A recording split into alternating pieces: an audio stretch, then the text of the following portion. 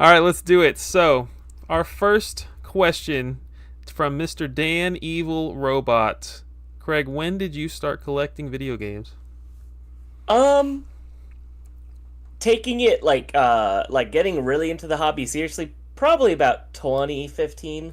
So, it's been about a decade of this being like my primary hobby coming up this year. What do you mean by that? Were you doing it before then? No, like, obviously I had games because I played them and bought them or whatever, but in terms of like going to game stores, finding out about like retro titles, starting to do research on things, starting to spend, you know, more than MSRP on like current gen releases, things like that, like kind of going backwards into like older games and starting to buy them up and making it a point to have a full shelf. It's the same for me. 2015. I think, like most people, and this goes into the next question from Viridian Waves. Why did you start collecting video games? It was about Welcome in Burninator. I was about you didn't miss anything, Viridian Waves. I didn't. I started collecting video games around 2015 as well. I was barely out of college or out of high school. I mean, just starting college, and I was still working a fast food job. So my collecting was done in Goodwill. It was done on garage sales Saturday morning at the crack of dawn, and offer up, And so, um, I I had just started to kind of like get with one of my best closest friends at the time, and she and I were like, "Hey, let me bring my Super Nintendo games over, and I can show you what I grew up playing." And it was like we started to experience this world of old video games, and I'd always been the type of guy to be like, oh, I'm in the mood for Super Mario World. Let me hook up my Super Nintendo. I always did that. Like even in high school and stuff. Like I had never sold off my N64 or my Super Nintendo or my GameCube. I played them probably once or twice a year for every year. I don't know. Always pretty enthused and interested in old video games. And by 2015, when I actually had an income and I started getting into YouTubers like AVGN and stuff, I started to realize like, oh, these things have value. Oh, these things are worth experiencing. And um, now that I have money, I can go buy these games I didn't get to experience. Um, I think that's the same for most people. I think that's why a lot of people start collecting. But what is your answer? Why did you start collecting video games? Yeah, so um I could tell you the starting point was when I wanted to have a physical copy of Earthbound. But I couldn't really tell you why other than that. That just kind of snowballed into the monster that I've become today. I went to a retro. Shout out to Gerard the completionist because I saw his video on Earthbound back in the day, and I was like, oh, this looks really cool. And then I remember emulating it, and I was like, oh, this is really fun. I like this game a lot. I'd like to get an actual copy, and I was like, oh, that's expensive. And then I lived in Vegas at the time still, and then I went back to Arizona for a trip to visit my friends. We went to a retro game store, and they had a copy of Earthbound, and I was like, ooh. It was like $175 I think at the time for the loose copy, and I had like just gotten my tax return or something at the time, and I was just like, I want that, so I bought it, and I was like, this is really cool, and this is really expensive, and it's cool that I own this old expensive thing. And then I went, came back to my home, and I was like, oh, I don't even have a Super Nintendo, so I had to go to another store in town and get a Super Nintendo. And because when I was in Arizona, my friend had a Super Nintendo that I was staying with, so I tried it on her console, and so I knew it worked and all that. And then I went home, and I was like, oh, I got to get a console for this, so I got that. And then I was like, well, I might as well get some more games for it too. So I ordered like I remember Mortal Kombat 2 and Donkey Kong Country and Link to the Past and all these games off of eBay. And then it just kind of snowballed from there. I just started getting more and more interested in old games. I started watching YouTube videos of like best Super Nintendo games, this, that, the other, because I didn't have Super Nintendo, NES, anything like that growing up. Latest back it went for me was N64, PS1, Dreamcast. So a lot of the cartridge era I didn't grow up with. So it's a lot of discoverability. And, just as I started playing it and getting these games, just more fascinated I became with um, all the stuff that was kind of pre me. So that's kind of what started it. Was owning Earthbound turned me into the set collecting monster that I am today. That's pretty cool. It's one of your favorite games, and after all this time, that was something that you. My Earthbound tattoo, Yeah. boy. Thanks if you're just joining us. Appreciate the questions. Yeah, I have been seeing them and writing them down. Although it's going to become difficult, I think, to do both. Multitasking. I What learned else? charity fraud from the best. Love Gerard. How long have you guys been going? Oh, we just started at 7:30. Now I rock a Taylor suit. Welcome in, Menace. Obed says, "Have you come across a game in your collection that you don't remember acquiring, or that surprised you to find?" That's pretty funny.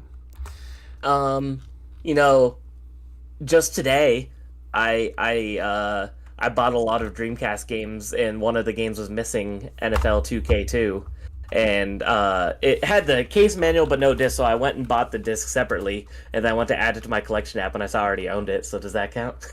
I Yeah, I felt buy really stupid. I was duplicates. like, oh, I buy way too many duplicates in my life.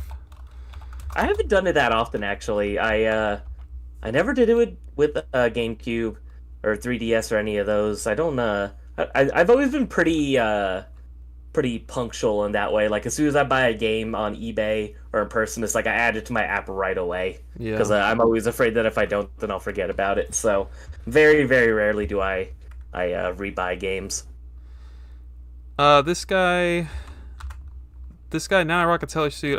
He literally just offered to purchase me. He did purchase me a GameCube soccer title that I thought I needed, and I think I had almost sent him the money, and I was like, "Hey man, I actually don't need this. I have it already." And I was like, "I can still buy it from you and resell it." And I think he ended up returning the game, which was really funny. I was just like, "What the heck is wrong with me?" Was it ESPN MLS Extra Time 2002? Did he sell it to you? No, I just remember you guys talking about it on Oh, Discord. I think that was it. Yeah. It was a weirdly uncommon GameCube game.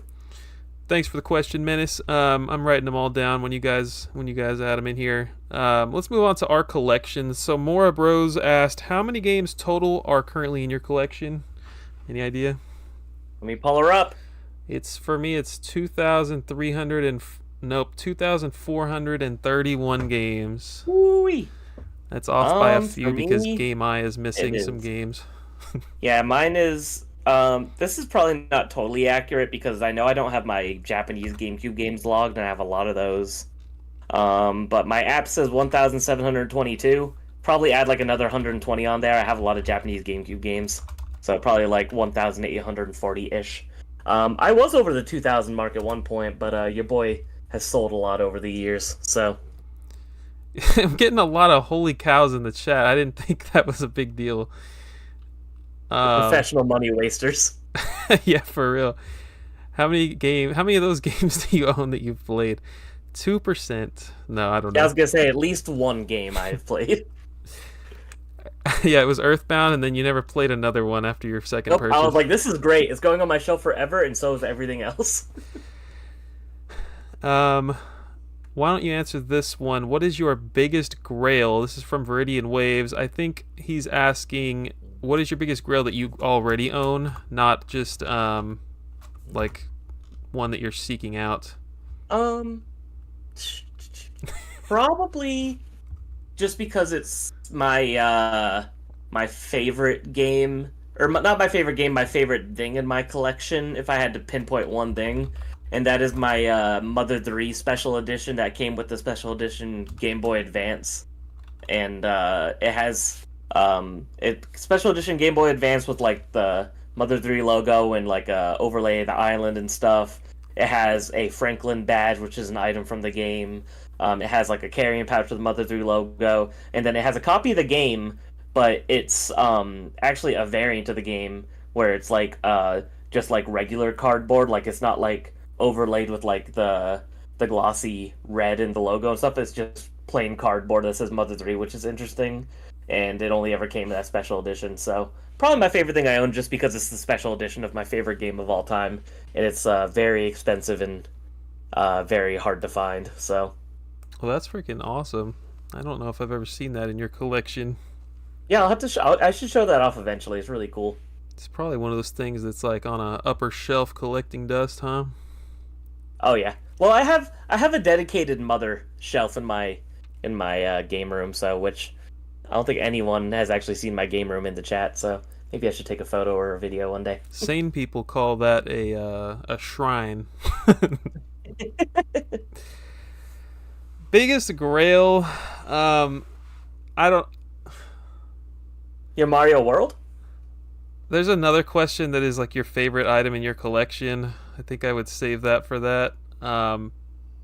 My biggest grail. I think that grail gets thrown around a lot. I think that there's like if I go on Reddit right now, I'm gonna see someone picking up like Pokemon XD on GameCube, calling it their grail, and like that's like the grail is something that should be really, really conserved for reserved for something that is scarce maybe or it takes a long time to find. Yeah, like Earthbound. Exactly.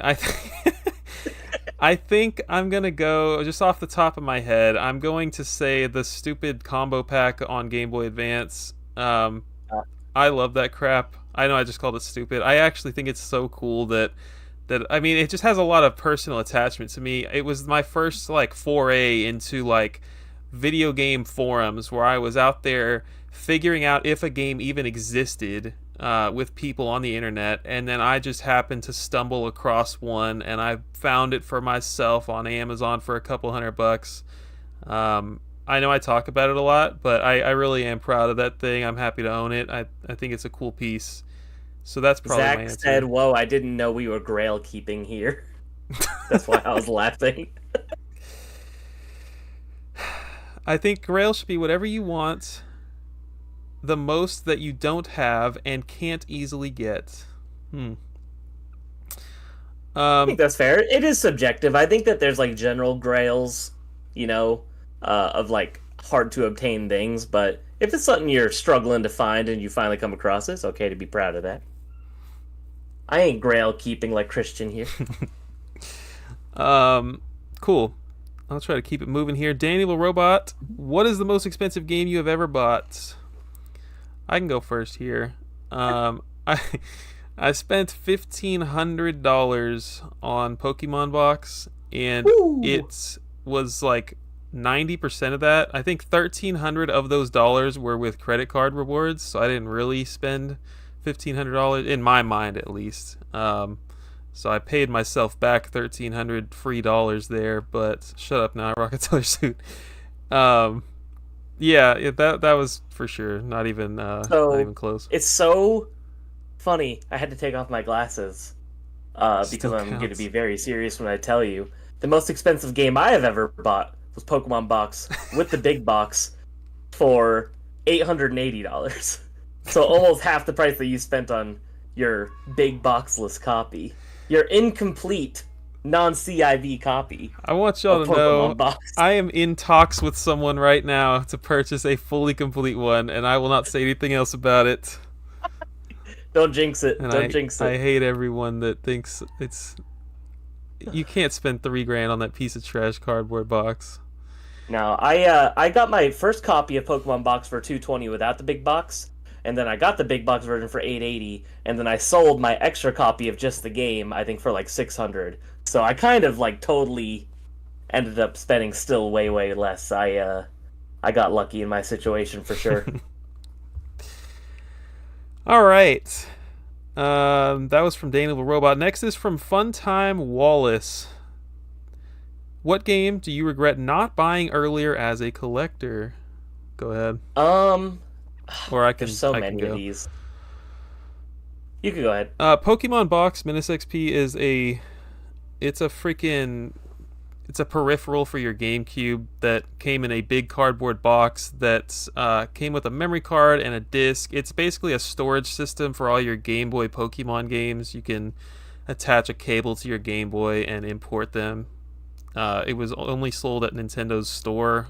I think you could get it online, and Never heard of it. Very cool. Yeah. Anyways, what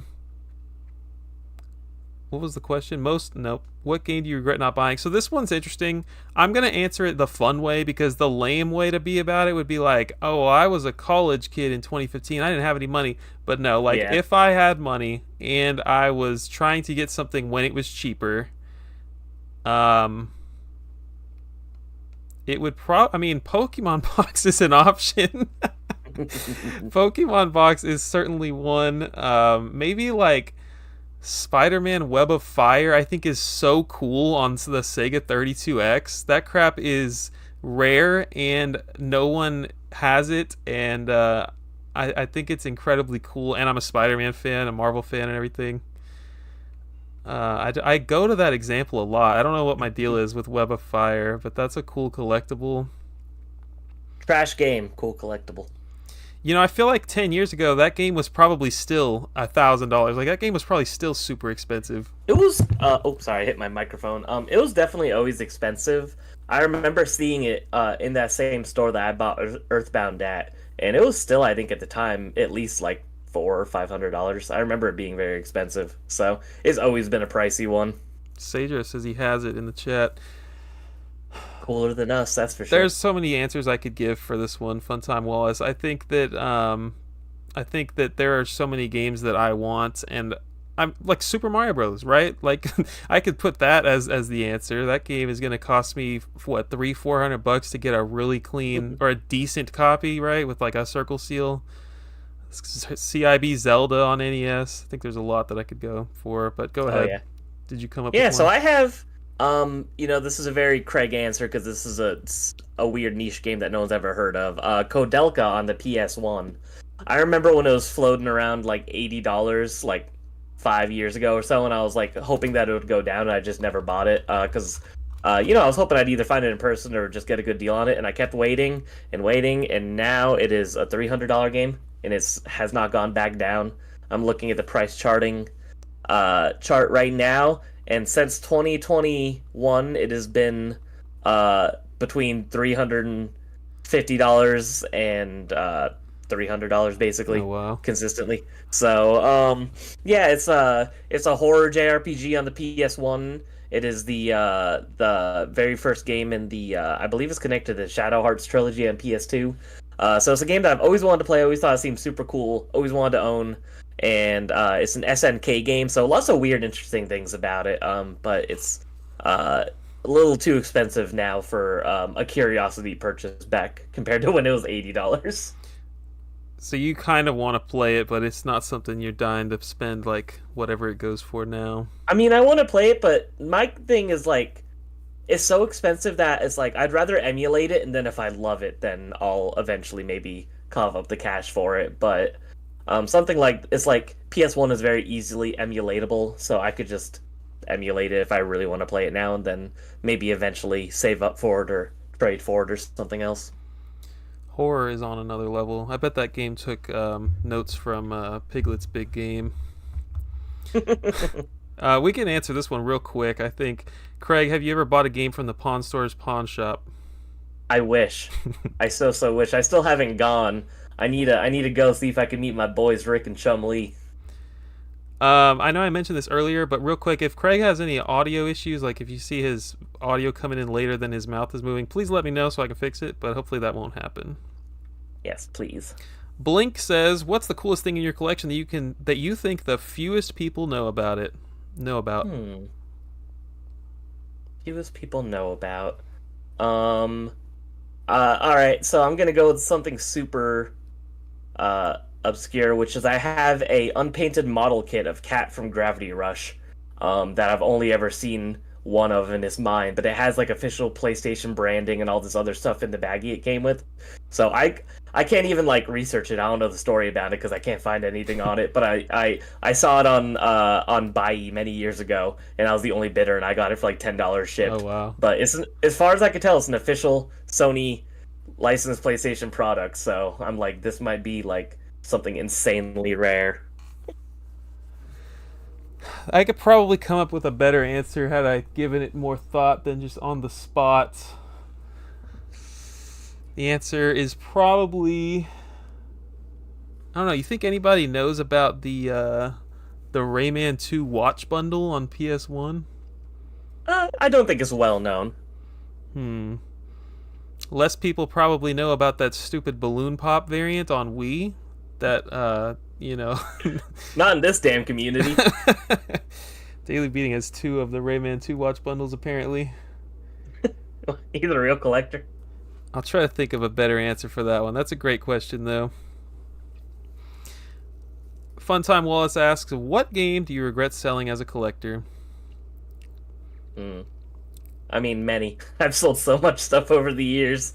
But I think my easiest answer is probably Panzer Dragoon Saga, just because that's a top five favorite game of all time. And it's very expensive, so it's not unobtainable. I could definitely get it back eventually if I want to, and if I save or trade or whatever. But I'll never be able to get it for as cheap as I did the first time, because the first time I got it for disgustingly under the market value, because I was the only bidder on eBay. The guy had zero feedback, so I think people are afraid to buy from him. And I got it for I think like $350 or something insane like that. And even at the time, it was like a $900 game. So I will never get that lucky again. It's on Craig's collecting goals, guys, for That's 2025. true. So check up on me next January to see if I'm a chump or not. Um, I can't answer this. I don't sell anything. I've probably sold like 10 games. No, that's not true. I don't sell any games. Most of the time I sell something if I have a duplicate, and that's it. Yeah, you're more of a hoarder than me. If I had to answer, I once sold a copy of Hitman 2 on PS2 thinking, I was like, who cares about this? It probably costs me $10 if I want to go buy it right now. So, You fool. um, Daily Beating regrets ripping open and disposing of the 20 to 30 GBA games I had as a kid. You mean the boxes? Brutal. Me too, though. Says the guy that's discussing selling all his N64 games. That's me. For a good cause. For a good cause.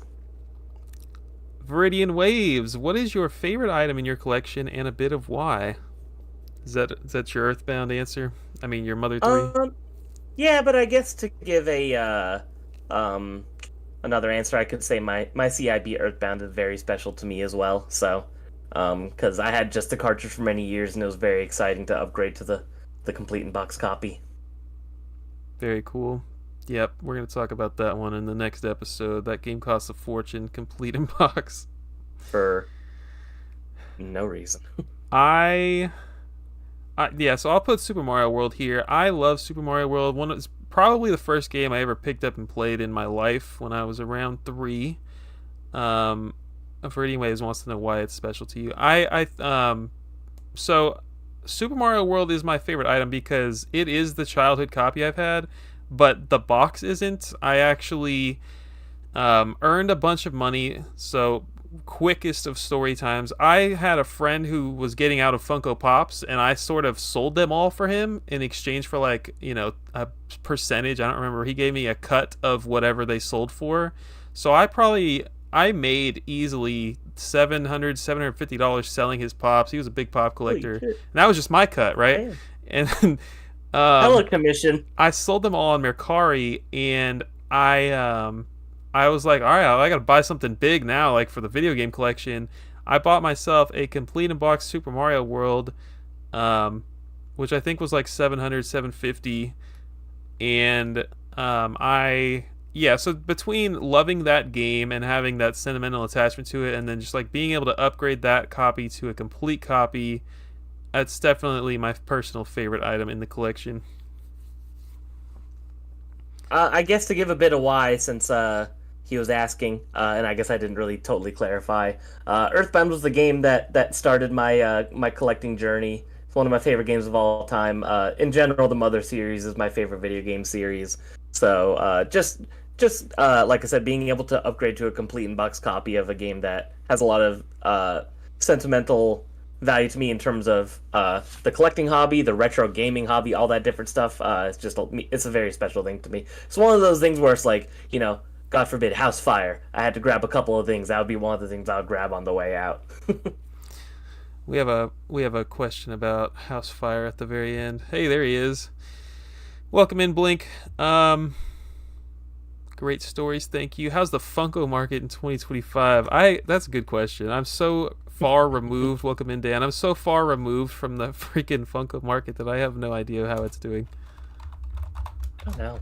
Everywhere I go, you see walls and walls of them, and I never see any of them getting purchased. So, All right, moving to Viridian Waves. Blink, do you lie? Oh, here's the fire question, actually. oh, Do you there lie you go. awake at night worrying what you're gonna lose? Oh my gosh. Do you lie awake at night worrying that you're gonna lose it all to a flood or fire? Craig? Oh, always. I'm just the most anxious, paranoid person any of you guys will ever meet. And here's your fun Craig fact of the day: is I am just afraid of fire. Like I don't even like lighting a lighter if I have to. Wow. So the idea of anything fire related is always on my mind because the idea of it makes me anxious. Losing everything would obviously be terrible and tragic. Luckily, don't have to worry as much about the flood because my game room is on the second floor.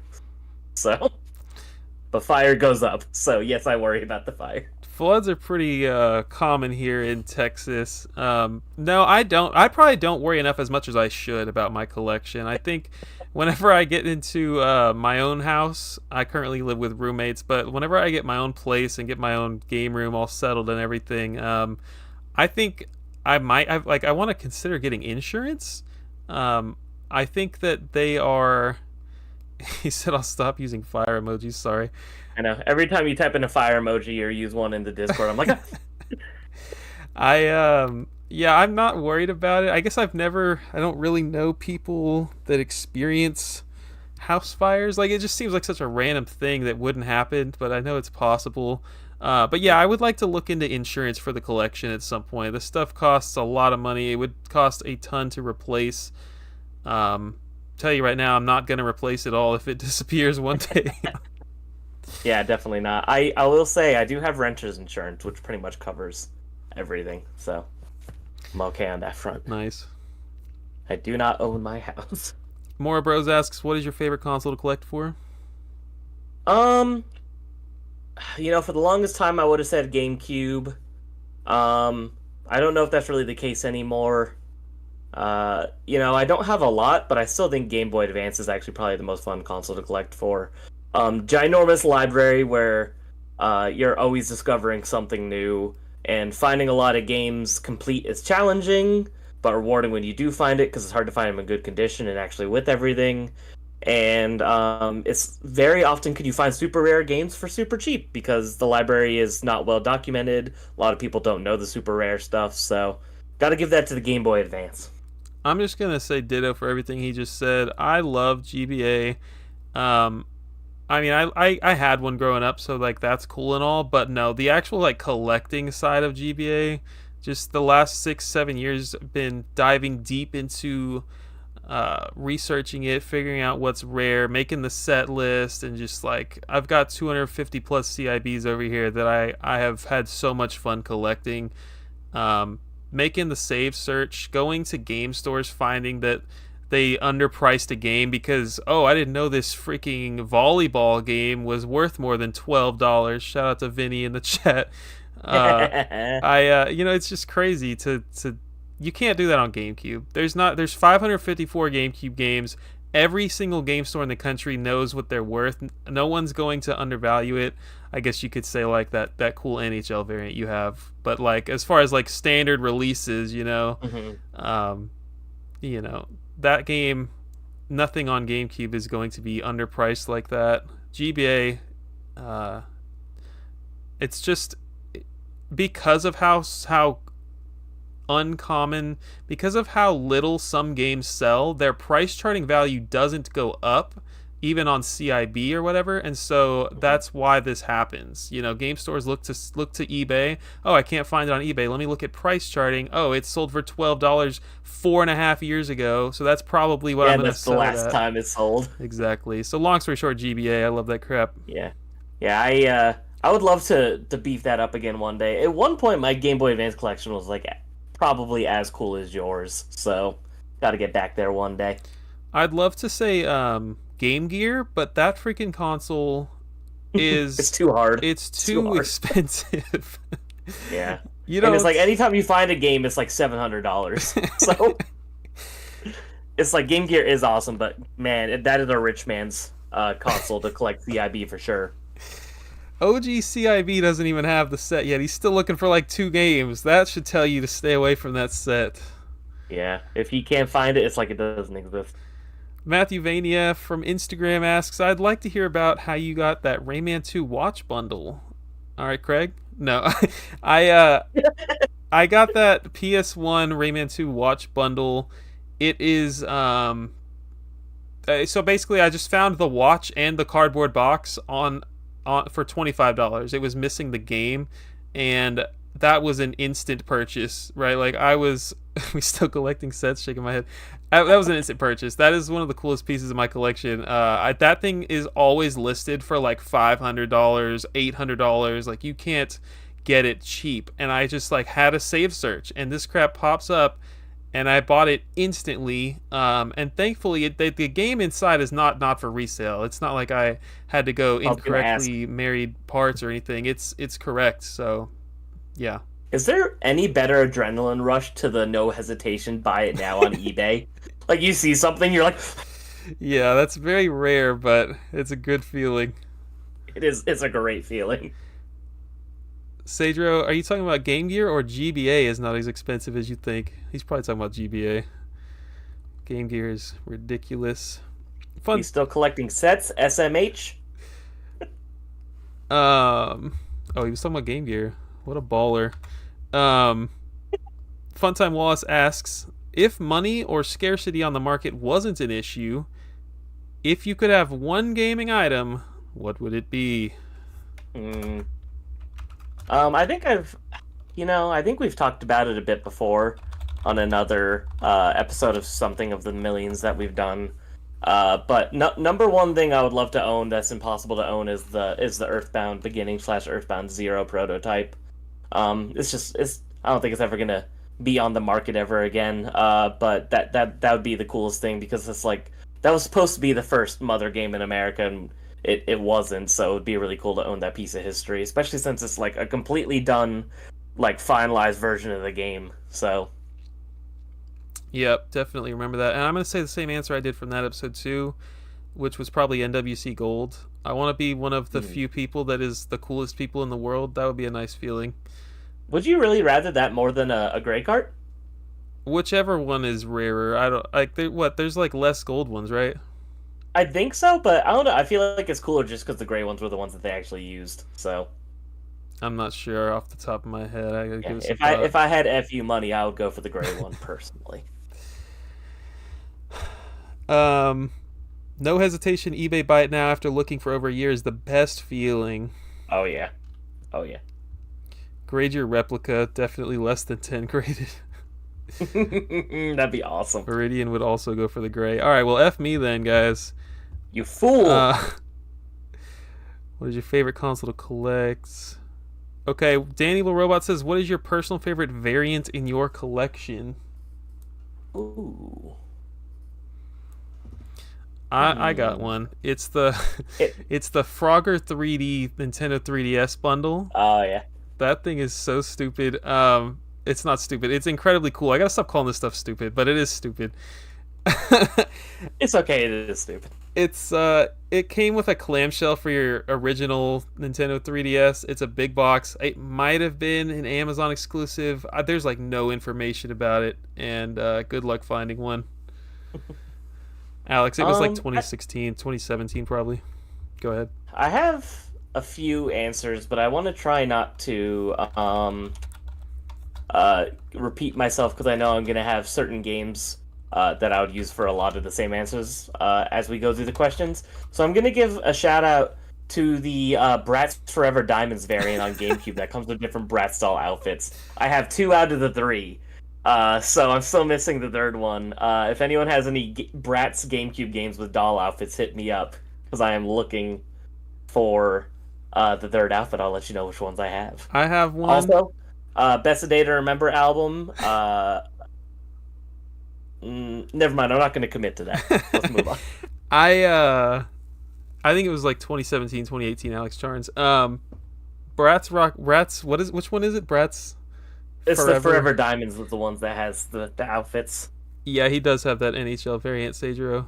Craig's a GameCube legend. Oh yes, I took me years and years to get that, and my wife gifted it for me.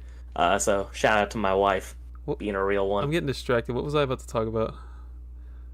Oh, Not the a day to Bratz. remember this album, but The Bratz. stupid Bratz. The freaking I have one, so let me know what you're willing to trade. Cough, cough. Pokemon box. Let me know. That'd be a fair trade. Yes, for everyone that doesn't know in the chat, shout out to me who doesn't own Pokemon Box but owns the big box, the memory card, and the memory card stickers. He said, "Shout out to me." All right. Blinkoom. What's the longest you spent tracking down a single item for your collection based on its rarity, not its price? The Duo Pack, definitely. Ooh. That was probably at least a 3-year search. And it's funny because it was like when I found out about it, I remember like a year later one went up on eBay and it didn't sell. And then there was that crazy GameCube boom in I believe it was like early 2020, early 2021, one of the two, where two sold on eBay consecutively. One sold for like 5,500 and then the other one sold for like 5,501, like back to back. And then I was sad because I was like, oh, I'll never own this game. It's too expensive. And then a week later, somebody on a Facebook group had a copy for sale, and we ended up doing a trade for it. So I didn't spend any money. I just traded, and it was about in terms of like value of the games traded, it was about like 3,500 worth of video games that were traded for that one game. And you could argue that the other person got the better deal, especially with what I traded for it, like CIB Super Nintendo games and N64 heavies and stuff like that. But you know, after looking all that time for that game, I didn't care. I just wanted it, and you know, even to this day, I think like 6 or 7 known copies are known to be in collectors' hands. So I don't regret it at all. It was a mighty search and a mighty trade for one of the coolest things I own. And most people think it's stupid, but I think it's neat. So I I remember having this conversation with you. You were like, "Look, man, is this something?" Audio is buzzing. Craig's audio is buzzing. uh-oh.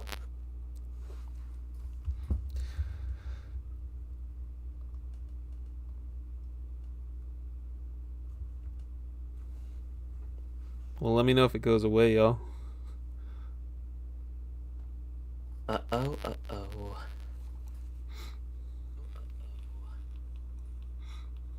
Just when he talks. That's strange. Not Thunderwave. Still there. Hmm.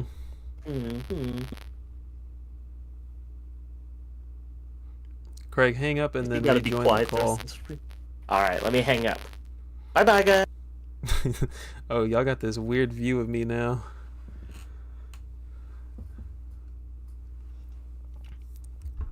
How's it now, y'all? Hello. Hopefully better. Yeah, it's better. Unplug and plug again. Okay, Okay. cool. Thanks, guys. Next. Damn, Zach's a dick. Yes.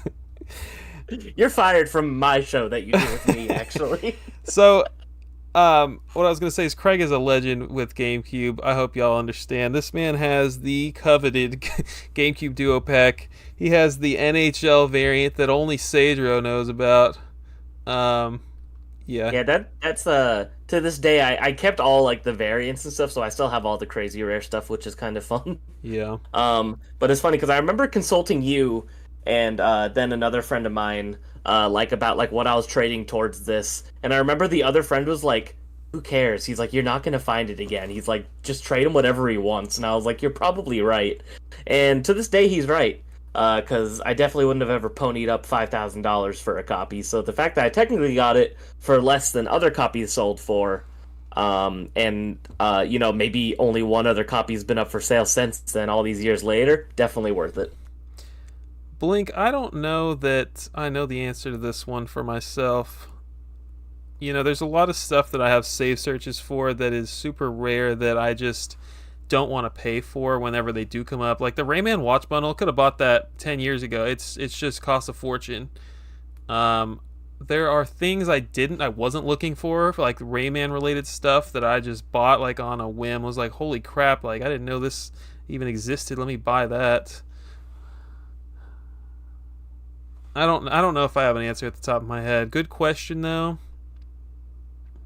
Yeah, I don't know. I'll try to come back to it later.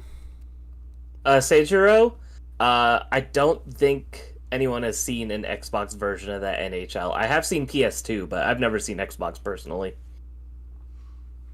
I don't want to skip a question. I really don't. Really don't know. It's probably something Rayman related though. Yeah. Billy Bandit asks, "Do you guys collect graded games, or do you see yourself getting into it at any point?" Um, I do not collect them currently. I've had a few in the past. I've had like I think like maybe 5 or 6 GameCube graded games. Between buying a few and also getting one of my own games graded. I got Godzilla Destroy All Monsters Melee graded. But then I ended up selling all of these just towards other things I wanted. I'm not against it in any way. It just doesn't really do anything for me. I think it would be cool to have like my top 5 have graded copies. Like if I could do Mother 3 and Gravity Rush and stuff like that, have graded copies of those just because they're my favorite games, and it'd be cool to have like pristine copies of them on the shelf. But not anything I'm in a rush to get into. I'm really not big on this man is stupid. I'm really not big on CIB grading. I think that like on one hand it would be really cool to have like my Super Mario World graded but it's CIB and it's going to get like a 7 or something. Like it's not in great shape. It's in good condition. It's not going to be anything worth like grading. I think I could see myself down the road getting some sealed copies of some of my favorite games and putting them on the top shelf, just looking absolutely stunning up there. But I don't think I'm going to grade any of my personal items. To answer the question, I did get a Sonic and Knuckles specifically with the intent of like trying out grading and seeing if I could profit off of it, and I did. I bought one on eBay a couple years ago, got it graded, and sold it on eBay for a profit, and that was a cool experiment. I don't have anything against graded games.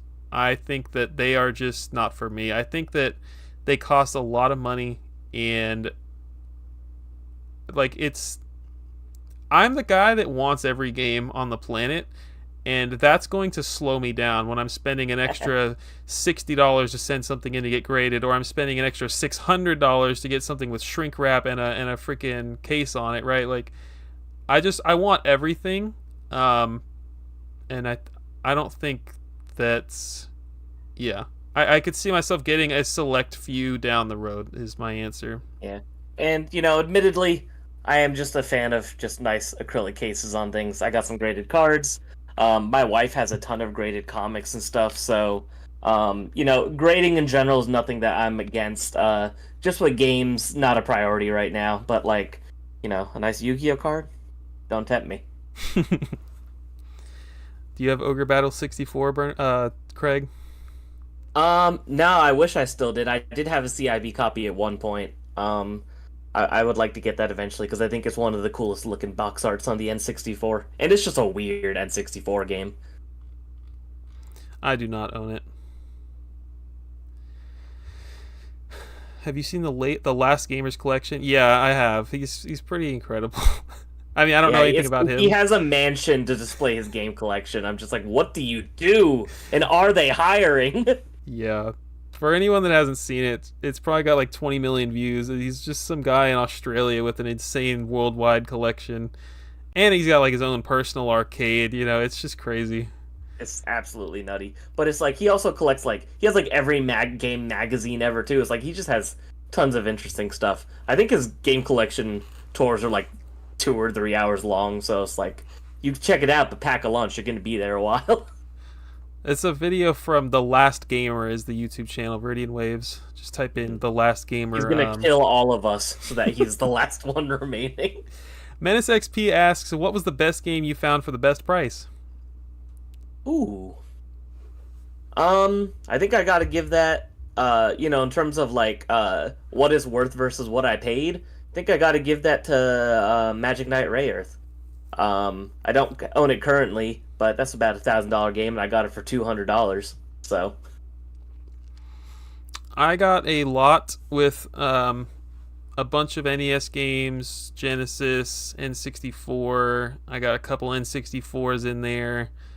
Just a ridiculous and random lot of old games for like $200, and inside this lot I had Sculptor's Cut loose. So I own Sculptor's Cut. yeah, didn't the guy try to buy it back from you? The guy was like, "Hey man, I had no idea that was in there. I didn't mean to sell that to you. Can I get that back?" Blocked. It was more like, if what I responded to him was, if it makes you feel better, I'm not going to sell it. Like, I'm a collector. Because he didn't know what it was, I'm sure. He probably was just like, oh, I got 4,000 messages after I sold it. Maybe I shouldn't have sold it. Poor guy. Well, you know what? You win some, you lose some. How it goes. I would love for someone in the comments to just be like, wow, I can't believe you didn't return it to that guy. What's your problem? Yeah, you're such a jerk. That's like, you go to the store, you see like stadium events at like a good one. You're like, I don't really collect NES, so I'll leave it for the next guy. I'll be a bro. It's like, no, when the deal's there, you take it. We all do it. Don't act like you're better. I love that mentality. That's what somebody on Reddit would say for sure. You should have left They're it like, for the next guy. if you're not going to play it, leave it for the next guy, bro. Not to play it. I'm dead. What Blink asks, what game have you purchased the most times, either across multiple systems or as a result of selling and rebuying? Rayman 2. Metroid Prime. What? Because I have, I think, like 6 or 7 variants of it on GameCube and a Japanese copy. So I have bought many Metroid Primes. That's amazing. I just searched Rayman 2. Just constantly. No, I mean, I just searched it on GameEye. I have 12 copies of different regions, different consoles. That doesn't include Rayman 3D, so let's make it 13. I have a lot of Rayman 2 for sure. Yeah, let's see. So if I look up Metroid Prime, let's see, 1, 2, 3, 4, 5, 6. Yeah, 7. That was a good guess. And if you count the trilogy on Wii, that makes it 8. I count it. You have the trilogy on Wii? Yeah, I have the Steelbook. Oh wow. See, Craig I'm a is real just collector, a cool believe guy, it or man. not. I enjoy the occasional video game. You don't own the 10 or 20 Skyrim editions? I barely own one copy of Skyrim, and I've never played it. You're missing out, man. Mario is the main dragon. Last question for this section here. Viridian Waves asks, what is the coolest / rarest item that you have that was not sold in retail? Coolest / rarest thing I have that was not sold in retail. That's tough. I'd have to think. I think I can go grab mine. Yeah, do it. Trying to think, because do we count review copies? Because I guess in terms of the things I like, I could say I own review copies on PS4 of Gravity Rush Remastered and Gravity Rush 2. Obviously, a lot of you guys know I'm a big Gravity Rush guy, so owning those is really cool. Just so you know, Christian, I said I have review copies of Gravity Rush Remastered and Gravity Rush 2 on PS4, so... Very sick. I like it. That was my answer. I have a Rayman earring that was given away at E3. It says the live Rayman show. You could only get this from E3, and someone sold it to me on Instagram, I believe. And he had That's 2. wild. He had freaking 2. You should have gotten both so you could wear them. I ended up such a power move. I gave it, or I let him sell it to another guy who is in Europe that's a big Rayman collector. He's helped me out a lot. What a homie. Thanks, Viridian Waves. GBC Rayman 2 is the best one. Christian, you own that PAL Rayman with Winnie the Pooh? I don't. I don't have that yet. Let's move into the section I'm calling Methods and Ideals for Collecting. Our first question is from Viridian Waves. When you can't find a game in the common areas, what is your process to get a lead? Example, no eBay listings. What do you start to look at? Where do you go check? Tools, sites, information avenues? Um, I've done, if it's not on eBay, I've checked, local game stores. You look on some of the places you don't go to as much, Mercari. Even sometimes you go on Buy and you might find American games on there. I've checked on there before when I've been extra desperate to find things before. Not usually successful, but I've still tried looking. Um, and something a lot of people probably wouldn't do is I've tried just looking up the games on Instagram, like through the hashtags and like tagging feature, and seeing if other people have it. Because sometimes people are either like they have it for sale, or if it's something on there, it doesn't. I don't really suggest doing this. But you can always ask if something is for sale. Especially if it's a high value item. Sometimes people are always willing to hear you out and negotiate. Especially if we're talking like a 4-figure item. Like I said, I wouldn't totally recommend doing that, but sometimes searching through Instagram can be a way to at least find other people that have the game, to kind of let you know that it's, real. That's very interesting. I've only heard, like, the guy Johnny on the Collector's Quest has mentioned that for Instagram as well. Instagram, unfortunately, continues to get worse with the search feature. That's also true. Like, I'm not even being dramatic. You can't search for hashtags anymore. You literally cannot. It's not an option. Mm-hmm. Instagram has, what a downfall. I used to love Instagram so much. I think that's very interesting what you said about American games on Buy. I've never even considered that. But like on top of everything Craig just said, I think Mercari is probably, like you said, when you can't find a game in the common areas. I think the only common area is eBay. Like, if I'm really looking for something, I'm going to go to, like, the 5 or 6 online game stores that I know of, which is pretty much always a dead end. They don't have what I need ever. If I'm really deep in the rabbit hole, Amazon has games. That's where I found my combo pack on GBA, right? Like, you can find games on Amazon, which is nobody buys Amazon retro games. And every once in a while, Deal Tavern will come out with a palette of some random Game Boy Advance game. Yeah, on Amazon. So, exactly. So you never know. Doesn't hurt to check.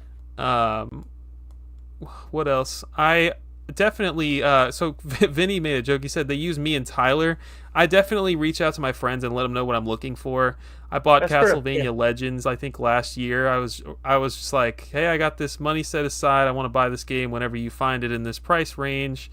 Wasn't coming up on eBay. I had a save search. Like, it was on eBay, but not in the price range. And Tyler, my friend Tyler in the chat was like, hey, I'm gonna go game hunting today. I'll let you know if I find it. He finds it for like $800, which was already in my price range, and then he gets $100 off. And I was like, okay. So things like that, you gotta make. Tyler knows how to butter people up. If anyone's gonna get you a deal, it is Game Collecting Reaper. He's a great guy for sure. Happy birthday to Tyler as well. It was his birthday yesterday. Yeah, happy late birthday. Tools, sites, information avenues. I guess the only other thing I'd mention is, like, I would post it on Instagram on my story or something and let people know, or I would just like reach out. Buy. Yeah. In search of. Oh, you tried to buy a Frogger 3D off of my video in 2018. That's interesting. Mora Bros asks, what are your collecting goals? I think that we did a video last month about that, so we don't have to spend too much time on this. I guess to just quickly cover our collecting goals, I am going to finish the GameCube set sometime this year. And as soon as I remember the others, I'll let you go ahead, Craig. Yeah, I'm like, do I still have it written down in my notes? Craig is getting like... I do. Look at that. Okay, cool. I had Get All the Parappa the Rapper games, Get Back Panzer Dragoon Saga, hit 40 Dreamcast games. Spoiler alert, I already did that. Ooh. And then Get More Limited Run games, which I didn't really have an exact number on, but I have gotten one more, so I'm at 45 out of 101 limited run games on Vita now. So making slow progress. What a beast. I want to get, on top of completing the GameCube set, I want a CIB Mario Bros. Or CIB Zelda. Super Mario Bros. To be clear. Any Circle Seal print for those. A CIB Yoshi's Island. More Sega for real this time. I gave a bunch of examples in the video. Like, I mean it. And I have 35 GBA boxes that are missing cartridges, and I want to make that number 0. Those are my collectibles. And how can I forget? Got to get all the Stadia controller variants. Greatest controller of all time. Blinkoom asks, what is the absolute maximum you're willing to spend on a single item in your collection? My rule has always been that I could never justify more than $1,000 on the item. And I've never spent more than $1,000 in any item, so so far I've been able to stick to that rule. But yeah, I don't think I could ever justify over 4 figures for a single item. I think at that point I would have to at least like sell or trade stuff towards it to feel like I'm comfortable with it, because I just feel like that's when you get to the area of semi-ridiculous. You know, even if stuff is very rare, very expensive, whatever. Just to me, I'm like, I don't ever want to be putting that much towards one item. I don't know. Just I feel like that's a clean cutoff. $9.99, no more. You said over 4 figures, but you meant over 3 figures. Yes. I don't have a limit, honestly. I think that I'll let you know when I Money get there. bags over here. I'll let you know when it gets too high. We haven't got that far. No, I mean, I'm not just like over here buying $10,000 games, right? Like, I had to finish the game. Like, oh, here's my new Neo Geo collection. So yeah, when I get to that point, I'll be collecting the AES like a real man. Man, AES is so cool. It is really cool. All right. More Bros, what are you collecting? Zach said money isn't a factor. Buzz off. What is the... We did that. Dylan the Wizard asks, what does rare mean to you? I think we have the same answer for this.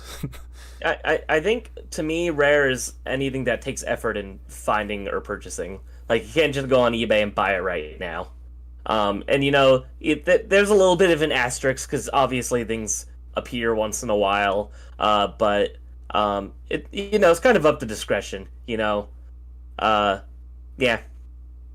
Oh, I thought you were going to say Earthbound. My answer is Earthbound. Earthbound's rare. There you go. No. Yeah, anything that's Earthbound is rare. Game Gear is the the only real rare answer. game. Go collect Game Gear. That's what my definition of rare is. Yeah, anything that you have to like actually search for, I think, is can be categorized as rare for the most part. Yeah, the asterisk comes in because there might be 3 freaking what's that Sega Heartbeat thing on Genesis called? Outback Joey's. There might be 3 sitting on eBay right now. That's pretty because no one wants to spend $10,000 on it. Exactly. That thing might have a few listings, or it might not, but that is a very rare item that no one is willing to spend the money on. That's just a thing. Maybe someday, Sagero. Craig already had the Game Gear set. True, I had the loose set. There's a video on my channel if you want to check it out. Viridian Waves asks, what is your opinion on conventions? Worth it to find rare items? Yeah, totally. I've only been to one game convention my entire life. It's the one that I went to with old C Money here, back in October of last year. And I had such a blast, and I did find a lot of stuff that you wouldn't see, you know, on your day-to-day. One thing that we highlighted back when that trip happened was my JoJo's Bizarre Adventure on Dreamcast. A fairly hard to find game in good condition, and I got it for a good deal. It's actually risen in price since I bought it, so I'm happy that I got it at that convention. And yeah, you know, there's a lot of stuff that I feel like you're not gonna.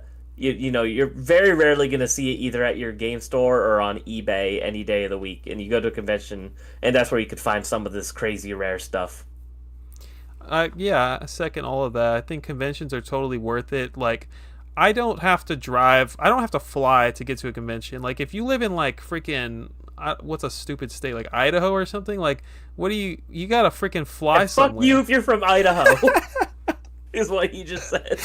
Like, you have to fly somewhere. It's like, I don't know if it's worth it at that point, but it might be fun. Like, you could go to Portland or something. He said, dude, Virginia sucks too. I for me, I can drive 2-3 hours, go to Austin or Dallas, or yeah, there's even Houston conventions, right? So like, sorry, all Idaho viewers. So we're stupid. I appreciate the potatoes, but I don't go. Yeah, I don't have to fly, and so I think conventions are really good. Like we saw freaking Neo Geo stuff. Welcome in Undamned. There was Neo Geo stuff at this last convention we went to in Dallas. Like my game stores will never have Neo Geo. It was the giant MVS cartridges. I think it was like, dude, no one's gonna have that at any store in Houston. Yeah, and I will say, you'd be shocked though. I mean, I live in Las Vegas, one of the biggest conventions like cities in the world, and there's no like video game convention, like period. Like there's Level Up Expo, and you'd think that'd be a gaming convention, and it's like, no, they host some fighting game tournaments, and then it's all anime. It's like it's strange how certain parts of the country that just that piece of the hobby isn't present. So Um, yeah, that's a good point. You said it was worth it, and you did have to fly to get here. But yeah, you did get to like it wasn't just like you just flew here to spend money on games. Like it was a whole experience. You got to hang out with friends and everything. oh yeah, exactly. Um, yeah, Viridian Waves. I would recommend it for sure. It's a great experience. I'll be going to Portland someday, and I'm excited to check out PRGE, Portland Retro Gaming Expo. Miguel said, "Question for Craig's Game Room. What got you motivation to become a streamer? Where did you get that from?" Right now, I'm streaming with my friend. I've never done my own stream, so if you see me on stream, it's only with this guy. Welcome in, Miguel. No, you're gonna be a streamer. You did make me a layout, and then I haven't used it yet, so I feel like obligated to use it since you worked so hard for me. Welcome in, Michael Tucci. How important? What does rare mean to you? What is your opinion on conventions? How important, from Dylan the Wizard, how important is the safety manual / registration / plastic bags when looking at CIB games? Um, you know, for me, it really just kind of depends. I'd rather it be there, obviously, but if I find like a GameCube game at a good price and it doesn't have the precaution booklet, or like it's a Sega game and it doesn't have the Sega reg card, I'm not gonna really complain. But where that changes is if it's like a super expensive game. Like if I'm getting, like for example, a Magic Knight Rayearth on Sega Saturn, like a very expensive high end working designs game, complete in box. I'm spending hundreds of dollars. I want all the tchotchkes. I want the stickers. I want the registration card. I want the specific disc variant. So it kind of depends. Like if you're spending big money, you might as well get a really nice copy that has everything. So it kind of is on like a tier basis for me. Like if I'm getting like NFL 2K1 on the Dreamcast and the registration card isn't there, I'm not gonna cry about it as much. I've kind of been transitioning to where I don't want to go backwards. I don't want to have to go and hunt components down now. Specifically the safety manual that I can go on eBay and find 1,000 of for $20. Like I don't care about that. But like the reg card, you better be darn certain when you're buying a game like that the registration card is generic. There's like Musha on Genesis that it has a reg card that it came in 2 different games or something stupid like that. Musha, that game CIB is going to cost you $1 million, but like the other game that came with that reg card is like $20 or something. So you could get lucky in that sense. But like these GameCube games I've been buying them 100% complete for the most part. Like I'm not about to go and track down, and this is only recently. I didn't used to be like this, but I've lost the interest in chasing down single components. That changes when there's a freaking rare game. I got a ton of GBA games over here where it's like, oh my gosh, I've never seen that piece of cardboard. I need to buy that immediately, no matter if it's empty or CIB. So I guess it depends. Yeah. Yeah, like I said, it's on a bit of a scale for me. That's right, Teller Student. Shout out to Collector's Quest. Viridian Waves asks, how important would you say a network of collectors is for finding / acquiring things versus open online stores like eBay, Mercari, etc.? I don't really know, honestly. I don't know if I've really hunted stuff down in like a private way like that before, so I don't really know if I have too much to say about this. How about you?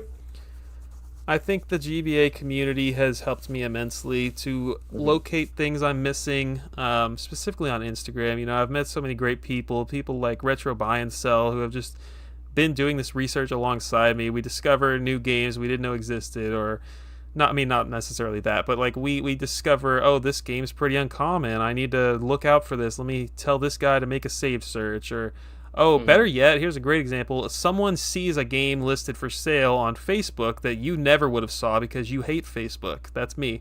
And so they send you the link, and it's like, oh, well, yeah, I'm definitely going to buy that. Thanks for sharing the link. Things like that are very helpful. And Yeah, yeah. I was gonna say you've actually kind of sparked something in my mind that I totally forgot about. The GameCube variant collecting scene is very niche. And I've had a lot of conversations with those people, and we've helped each other out a lot. So I guess I kind of have done that before. The only thing that sucks about that is a lot of people that collect that way. They like to stay close to their chest, and they're like they don't want other people to know about these things, whether it be for whatever reason. A lot of them just like it's like, oh, they know this variant exists, and they don't want competition for when they're trying to find it. So it's kind of interesting in that way. It's like I know about a lot of GameCube variants that most people don't know about because I've built relationships with these people over the years just between posting about things and in YouTube and Twitter and all these other different things. But I don't know. It's a fine line because I don't know. I don't like gatekeeping information, but if someone tells me not to tell other people, I'm gonna respect it too. it is a hassle when you have to keep this information secret that somebody's like, hey, I'm telling you because I like you, but don't tell anybody else. But it happens. And it has to go both ways. You have to be able to provide help to others in the community, and you will get it returned to you. You know, you could sit Mhm. around collecting the entire Game Gear set by yourself with no outside help, but you're gonna miss things that you could have had help with. And it's fun to help other people. You know. Yeah, it's cool. The once in a blue moon when I like see a good deal on something, I'm like, oh, Christian, check this out. Like I Right. know you've been looking for this or you need this. It's nice when that kind of thing happens. Sharing info versus reducing competition. Yeah, it's. There's a lot of times I don't tell anybody about something until I've had the chance Until to he buys acquire it. it myself, and then I'll be like, oh, okay, now I can share this information with others. You Follow are up the question gatekeeper. from Viridian Waves. What did you say? I said you are the gatekeeper. What is your opinion on aftermarket games for retro consoles? Do you collect them? Not really. I'm pretty indifferent to them. The only one I have is I don't even remember the name of it. I have to see if I could find it. There is a aftermarket GameCube game that came out within like the last 2 years, and to play it, you have to actually have a modded GameCube console. So I'm not totally sure how much you'd actually count it. But I did buy that just because I thought it was novel that someone released a GameCube game in like 23 or 24.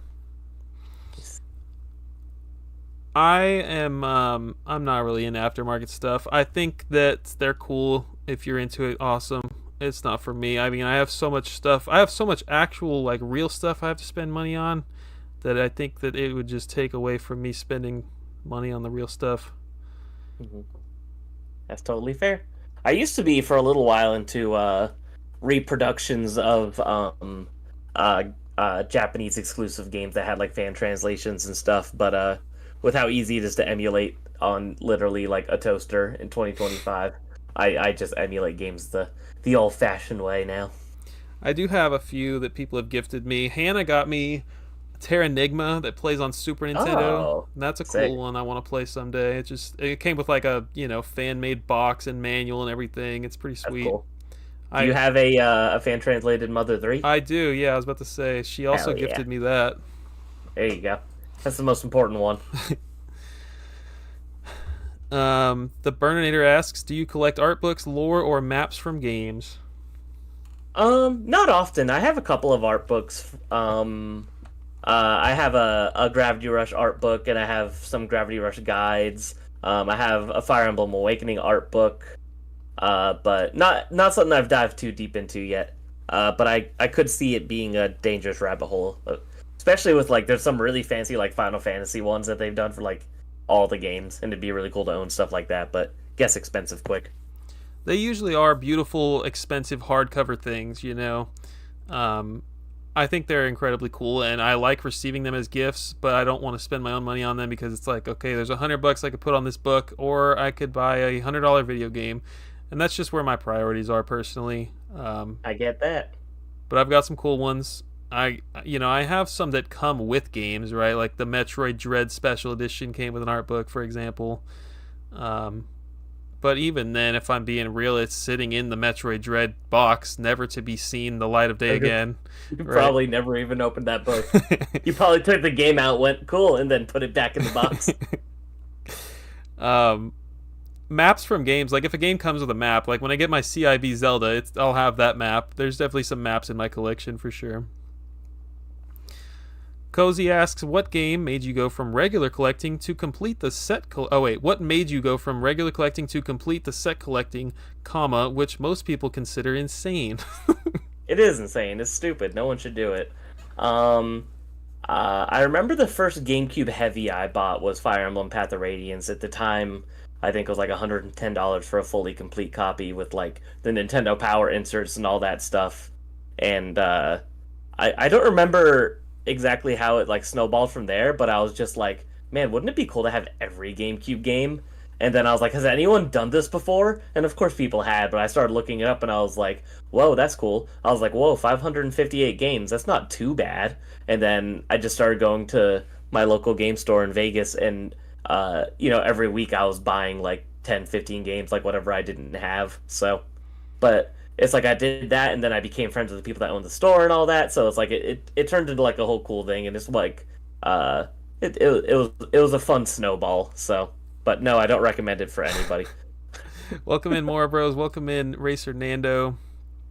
I think I have to blame the Collector's Quest podcast. Those guys are insane, and I've learned so much of my video game collecting traits and whatnot from them for like honestly close to 10 years now. I've been listening to this podcast, and they've been influencing me. And I think I just thought that collecting a set was the coolest crap ever. It's like, oh, you mean I could literally have every game that this company put out for the entire console? I love the idea of having a library of things, like organizing it, having it in alphabetical order. It's so enjoyable to me. That scratches something in my brain that just, yeah, it's what Dude, I live for. the serotonin I get from checking a box off of my Excel spreadsheet for a set, nothing like it. Yeah, man. Like you can, I personally, we talk about subset collecting. That's cool and all.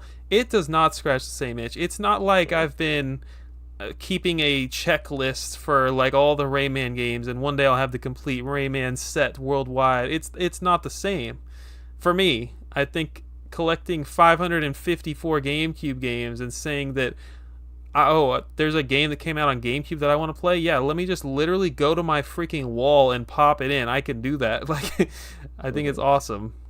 Yeah, it almost feels like having a library for something, which is cool. So, So cozy between the podcast and my insanity in my brain. That's my answer. I agree. Mora Bros. Though asks, how do you research to find games that are actually rare, especially for consoles with huge libraries where this info isn't as widely known, such as PS2, PS3, Wii DS, or even PSP? um, obviously, just searching up something on eBay and scrolling for a long time can obviously lead to results. Instagram, like we said. One thing that I think the average person might not think to do that I've done before. I've looked at a lot of old message boards of like early 2000s, like game collecting forums and stuff from like way back in the day where people are talking about this kind of stuff. And I found some interesting information about harder to find games back then. And honestly, it's just always fun to look at that stuff and see the different opinions that people had on things back then too. So, that would be my recommendation, is looking at old message boards. You'll be surprised the kind of information you could find sometimes doing that. I like that. What Craig and I have done probably in the last 12 months is sat down and started making. Mm-hmm. This is for crazy people. Like, this is past the line has been drawn a mile away, and we're still going. Dude, we're Um, so cooked. we have started making a set list for the Xbox One. We don't want the Xbox One set. I mean, I don't want to speak for you. I don't care about the Xbox One set. Craig? Now that I know what it consists of, since we follow some people on Twitter that have like every Xbox game, I'm like, no, hard pass. It's like Way more games than you'd think. we're making this set list because it's enjoyable. We just like. I mean, I love Xbox. Don't get me wrong. I love Xbox One, and Craig just loves video games, and so he's down to do this with me. But like, we've got 300 games in or something on the Xbox One set.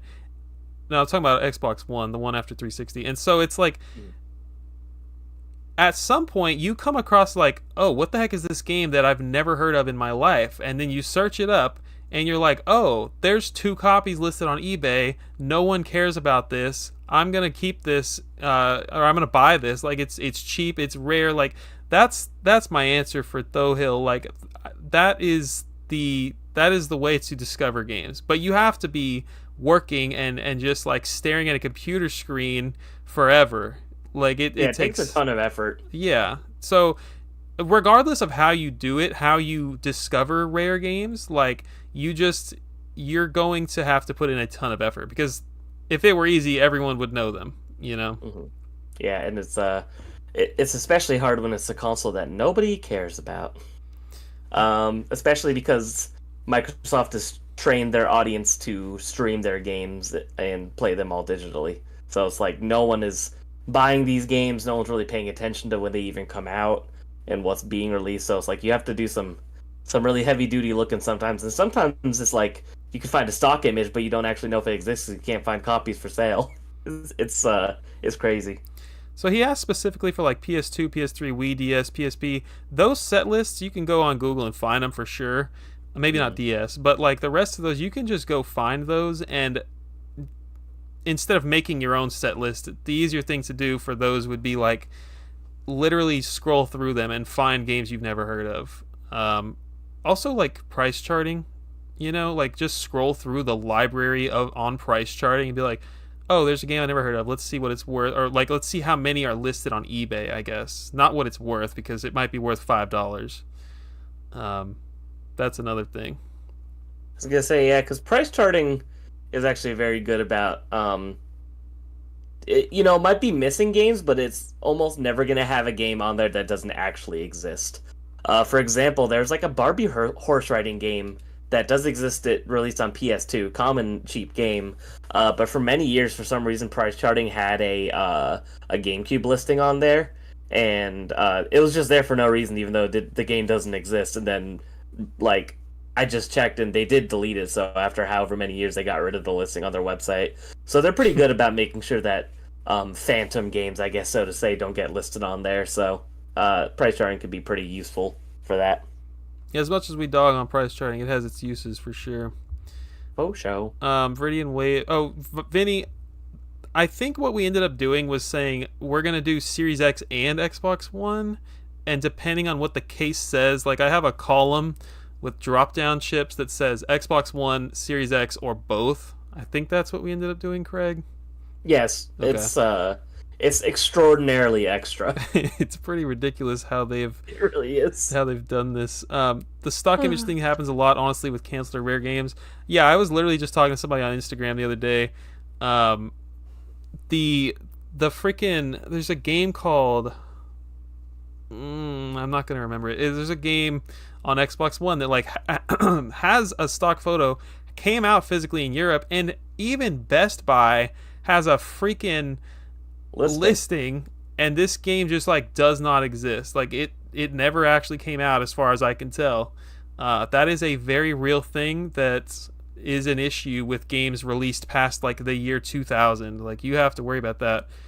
But you can't just Hey, Rhea. discredit them, because that's how I found the Dexter Powerpuff combo pack. There was a freaking, yeah. I don't need to go into it. You guys get it. Yeah, sometimes you just really gotta. It might take you, literal years sometimes to discover this stuff, as crazy as it sounds. So, what is the point? So why are we making this set list, Craig? It's fun. We just like researching stuff. Yeah, It's just like are you interested in the history of microwaves? Maybe.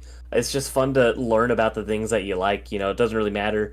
It's if there's ever a an Xbox One trivia night, fucking you better hope that we're on your team because we're gonna know more than the average guy. No, it's just fun to know stuff. Whether it's relevant or not. We all like to know useless things. It's just part of the hobby, I think, to research and discover. I think some people love the hobby because they can go and find stuff that's worth triple the price for $2 at freaking Goodwill. Well, triple $2 is $6, but you get what I'm saying. You can find something worth hundreds for dirt cheap at Goodwill. People love that. That's the hunt. There's people like Craig and I that are freaks, and we just like making lists of things and sharing it on freaking video game stage.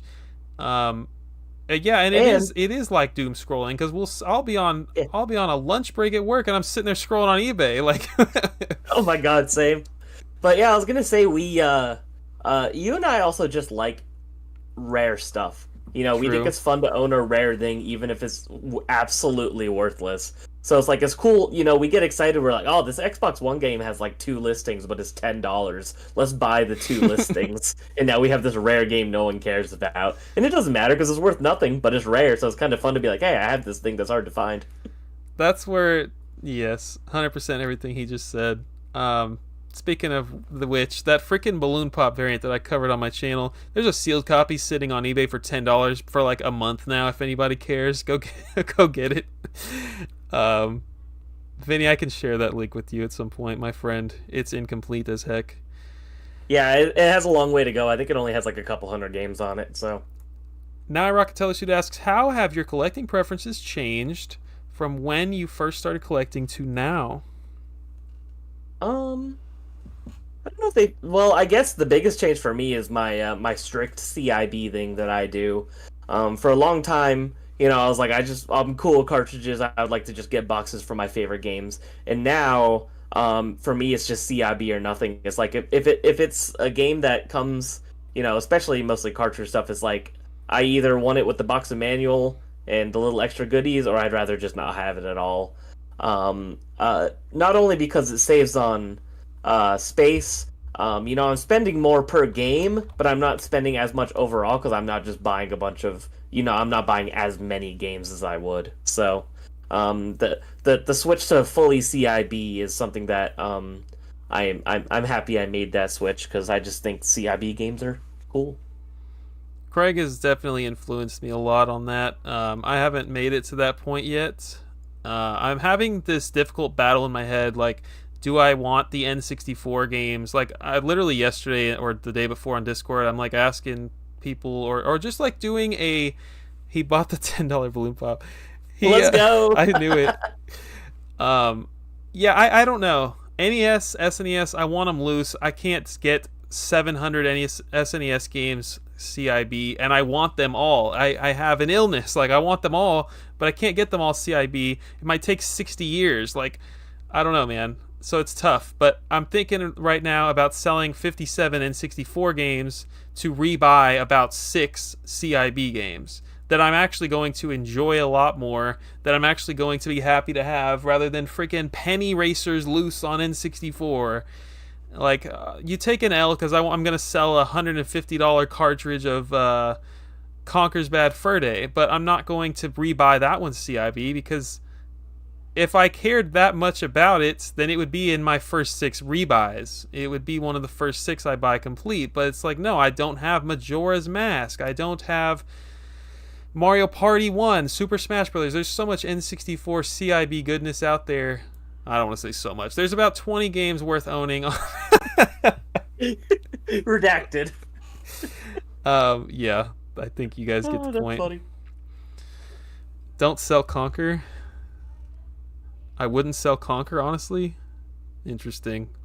If I hold on to one loose cartridge, I don't know. I got some thinking to do. Next question. Dylan the Wizard, when hunting, are you looking to pay less than price charting or willing to pay more based on condition? Mm-mm-mm-mm.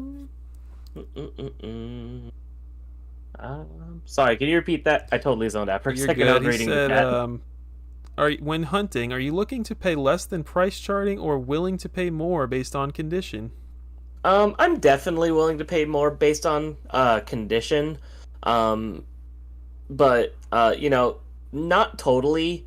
Like and it kind of depends. Like if it's say it's like an NES game. If it's a pristine NES game, like there's not really any like dents on the corners, no scuffing on the front or the sides or the spine, the most important part of the game, then I'm definitely gonna be willing to pay a little bit more just for it to look really nice.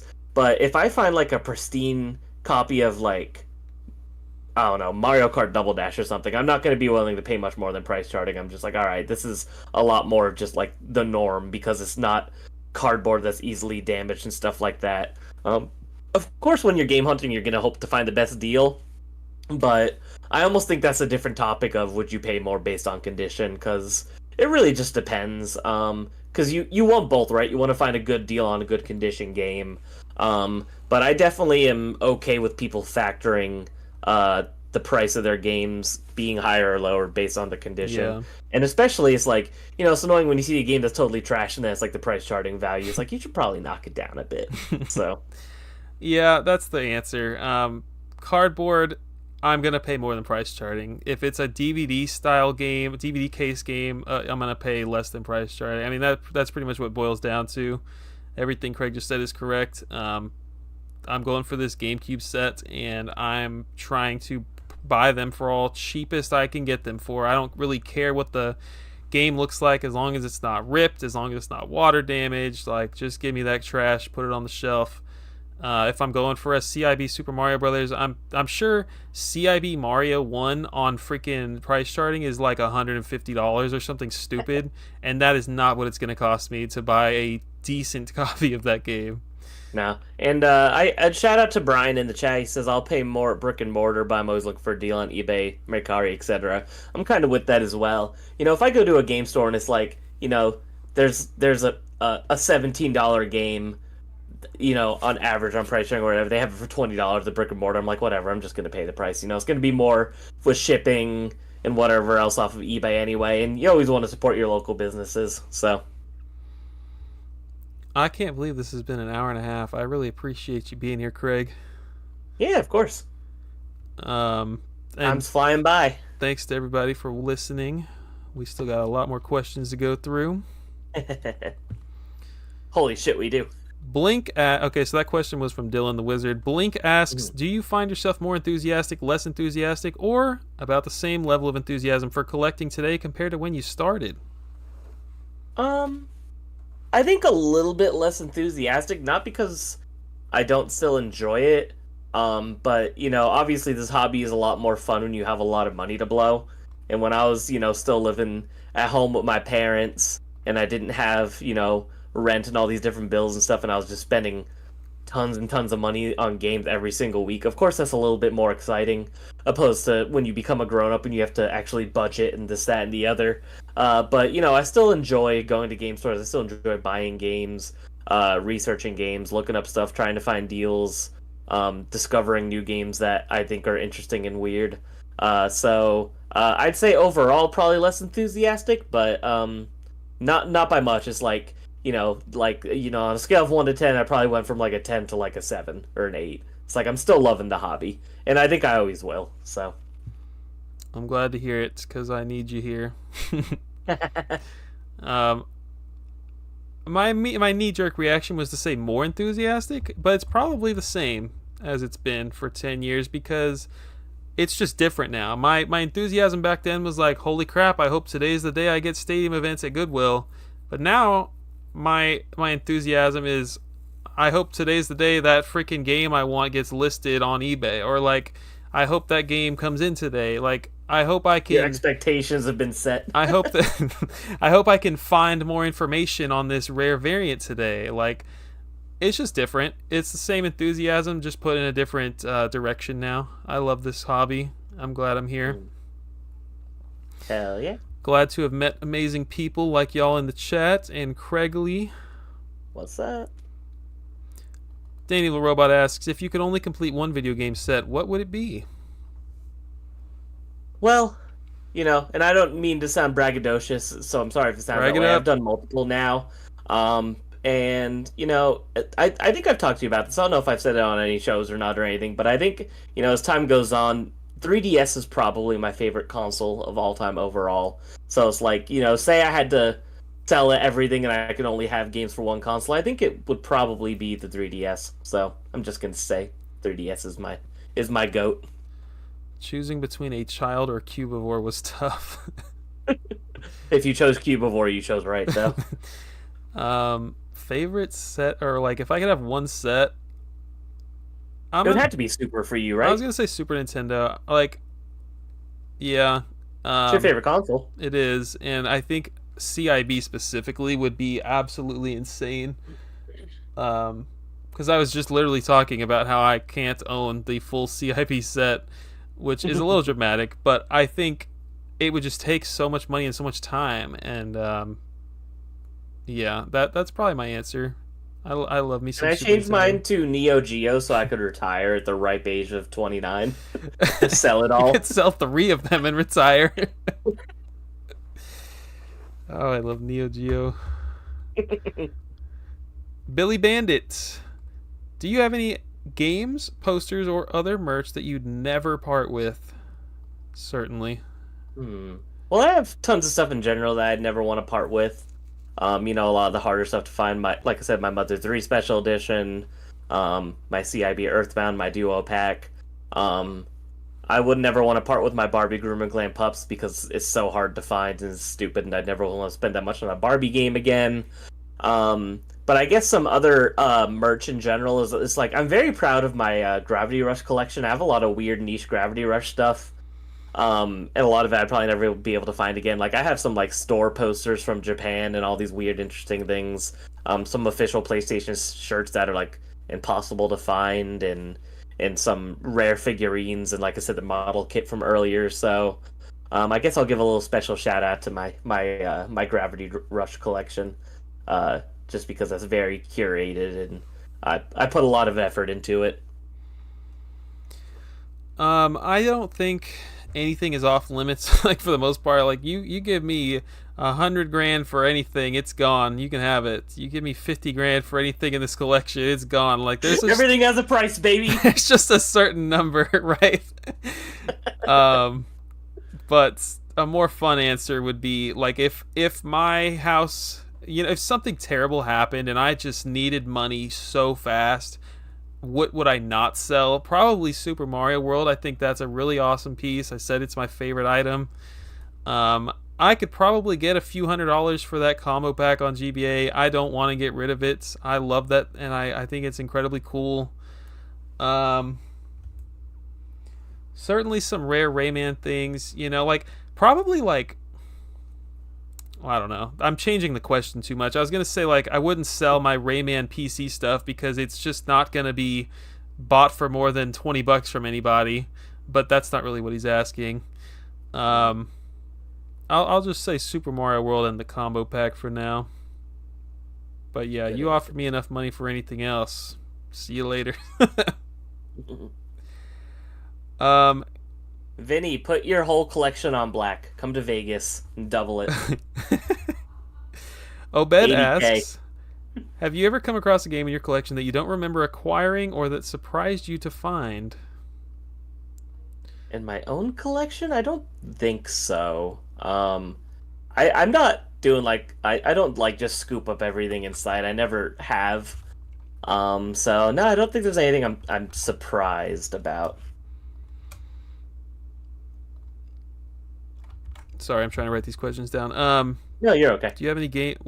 Have you ever come across a game in your collection that you don't remember acquiring, or that surprised you to find? I think that does happen, honestly, because I've acquired a lot of lots in my OfferUp days. Oh, yeah. Sometimes I'll just find like, yeah, I'm gonna say yes, that definitely does happen because there's times where I'm like, oh man, that's a cool game I just discovered on YouTube. I should buy that, and then like I don't know, I'm like looking on my my Game Eye, and it's just like, oh, I own that. That's cool. It's never like something that's worth like $100 or more. It's usually like something stupid in the $5 to $15 range, but it does happen. I have a lot of PS2 stuff that I don't even know. Like, how did I get so much PS2 stuff? Where it came it's from. so cheap. Yeah, that's for sure. Vinny asked best pickup stories. How about we do one each? Best pickup stories. Man, I'm trying to think. I don't really know if I had too many super good ones. Um, I could tell you some expensive games that I got for super cheap, but they weren't exactly pickups. They were more like yeah. I don't know if they still do that since I never go on Instagram anymore, really. But it used to be big for people to raffle off games. Like it'd be like like here's this $200 game. You put in $10, and so do 30 other people, and then you're on a random wheel and you win. And I won Klonoa on PS1 and both the Lunar games on PS1 that way. So it's like collectively for $30 or something like that, I got those three games, which is kind of incredible with how expensive those games are, especially Klonoa. So, Yeah, I love that. mhm. You got like some other rare GameCube game locally for like a stupidly cheap price. That's probably all of them. But Yeah, I don't know. I mean, I got that Pokemon box for 220 back in the day. That was very cheap. I got the Panzer Dragoon for cheap, the Magic Knight Reyes for cheap, but a lot of these weren't in person. I haven't really gotten a lot of amazing deals in real life. A lot of them has just been like lucky with eBay searches and different things like that. Oh, Hypergrind? I guess actually I lied. Magical Quest 3 on Game Boy Advance, finding two copies of a Game Boy Advance game that basically doesn't exist in one store, and they sold it to me. I think it was like $140 each because they couldn't find a comp, so they were just like $140 because they were unpriced. It was one of those stores that doesn't price their games, and then they had nothing to match the price with. So it's funny. I remember calling one of my friends and I was like, "Hey, I know you want this game. Do you want me to get it for you?" And he's like, "I'll literally pay for both of your copies, and you could keep one if you can get me one of those." And I was like, "Okay." So, so I technically didn't pay anything for one of the rarest Game Boy Advance games. I remember you offered me one and I was like not interested. That was a mistake. I was gonna say, do you wish you would have bought it now? Yeah, you know what? That's a question someone asked earlier. That's what I should have said. Magical Quest Yeah, 3. not buying it off of your old pal Craig. 'Cause Um, that's one thing about me. I give the homie hookups for sure. I've told my top 3 pickup stories of all time a lot, and I actually just did a video last month for the channel members. But let me go ahead. Tyler mentioned the Texas trip. Welcome in, Ernie. Me and Tyler went to a game store I'd never been to. I'll keep it short, but we went to this game store that I ain't telling nobody the name of because it's my secret now. But we walk in there. Gatekeeping. It's just a garbage store. There's sun faded stuff all throughout like that first half of the store. There's just like DS games. I didn't even know DS games could get sun faded. They're not the same color they once were. Like contrast turned down, -100. There's like just garbage DVD case games throughout the whole store for like way exuberant prices. It is on the map. That's how we found it, Vinny. And just ridiculous prices. And finally we're like, oh, and by the way, the cash register, the area where the owner sits, there's just a plexiglass. Like, this was in a bad part of town. There's a plexiglass window covering the entire counter so they don't get robbed. So we're looking behind the plexiglass, and there's just a stack of NES boxes. And wouldn't you know it, on the top is like, I'm probably going to get the details wrong a little bit, but on the top of this stack is like a Mario 3 for $40 or something. And it's like, what the heck is that? Is that like a reproduction or something? Basically, we get the stack over and we start looking at it. The lady passed it over to us and allowed us to look at the games. These games are not labeled with a price, and they are all empty except for 2 of them. Mario 3 and Mario 2 are fully complete. But everything else is empty, and there's stuff in there like Mike Tyson's Punch-Out. There's a freaking Ikari Warriors. There's like some other really great stuff in there. And long story short, we got them for $10 a pop. Mario 2 and Mario 3 were CIB. We got them for $40 a pop. Mario 3 was a Left Bros, by the way. Mario 2, I don't think it was like the Tyson's Punch Out was like a medium print, but regardless, everything was in like beautiful condition except for this Ninja Gaiden that had been like slaughtered. Um, Ridiculous. This just happened like last October. It's a pretty insane score for sure. We came home with like That was 15 games from that store. absolutely crazy. Um, Menace XP asks, any games you feel like you overpaid for and may or may not regret paying that much? Um, I hate overpaying, I man. I definitely have overpaid for a lot of Vita games, because I collected for the Vita set during the height of Vita game physical prices, Mm, because of the scare when Sony was like, "Yeah, we're shutting down the digital stores of PS3 and PS Vita," and then people were gobbling up Vita games, and I was like, "Oh my god!" I assumed that it wasn't ever going to get better, so I ended up overpaying on on Tales of Hearts R and Mary Skelter Nightmares and a couple other games I remember at the time where I was like, these are dungeon crawlers and JRPGs. I'm like, they're always going to be expensive. It is what it is now. I'm just going to buy and get it over with. And they all definitely dipped in price after I bought them. So I couldn't give you exact numbers, but it's like, I think I remember spending like almost, I think it was like $180 on Mary Skelter, and that's definitely like closer to like 120 now. And I think Tales of Hearts R was, I think I spent like 120, and it's like maybe like $80 now. dang. And there was there was more than that, but those are the two I could specifically remember. So, while I was going for the Vita set, I definitely overpaid on a lot of Vita games, unfortunately. I think my answer is going to be like this one. Like a general answer would be like GBA when you buy things that are incomplete, and then you end up having to go rebuy all the components, and it costs you more than just buying the CIB. That's frustrating. But the specific example I'll give, I convinced myself that I was like really into this like Game Boy Color copy of Ghosts and Goblins. I don't know why this game exists, and I don't know why I acted like I cared about it, but I'm not even a Ghosts and Goblins guy. Right? Like it's a cool game. Are there Ghosts and Goblins guys out there? I don't know. I convinced myself this GBC thing was awesome, and it is. It is like a very cool box art, and it's a very expensive game. I won an auction for 6 Game Boy Color games. None of them had the cartridge. Some of them had manuals, and this game was in there. It was fully complete, just no cartridge.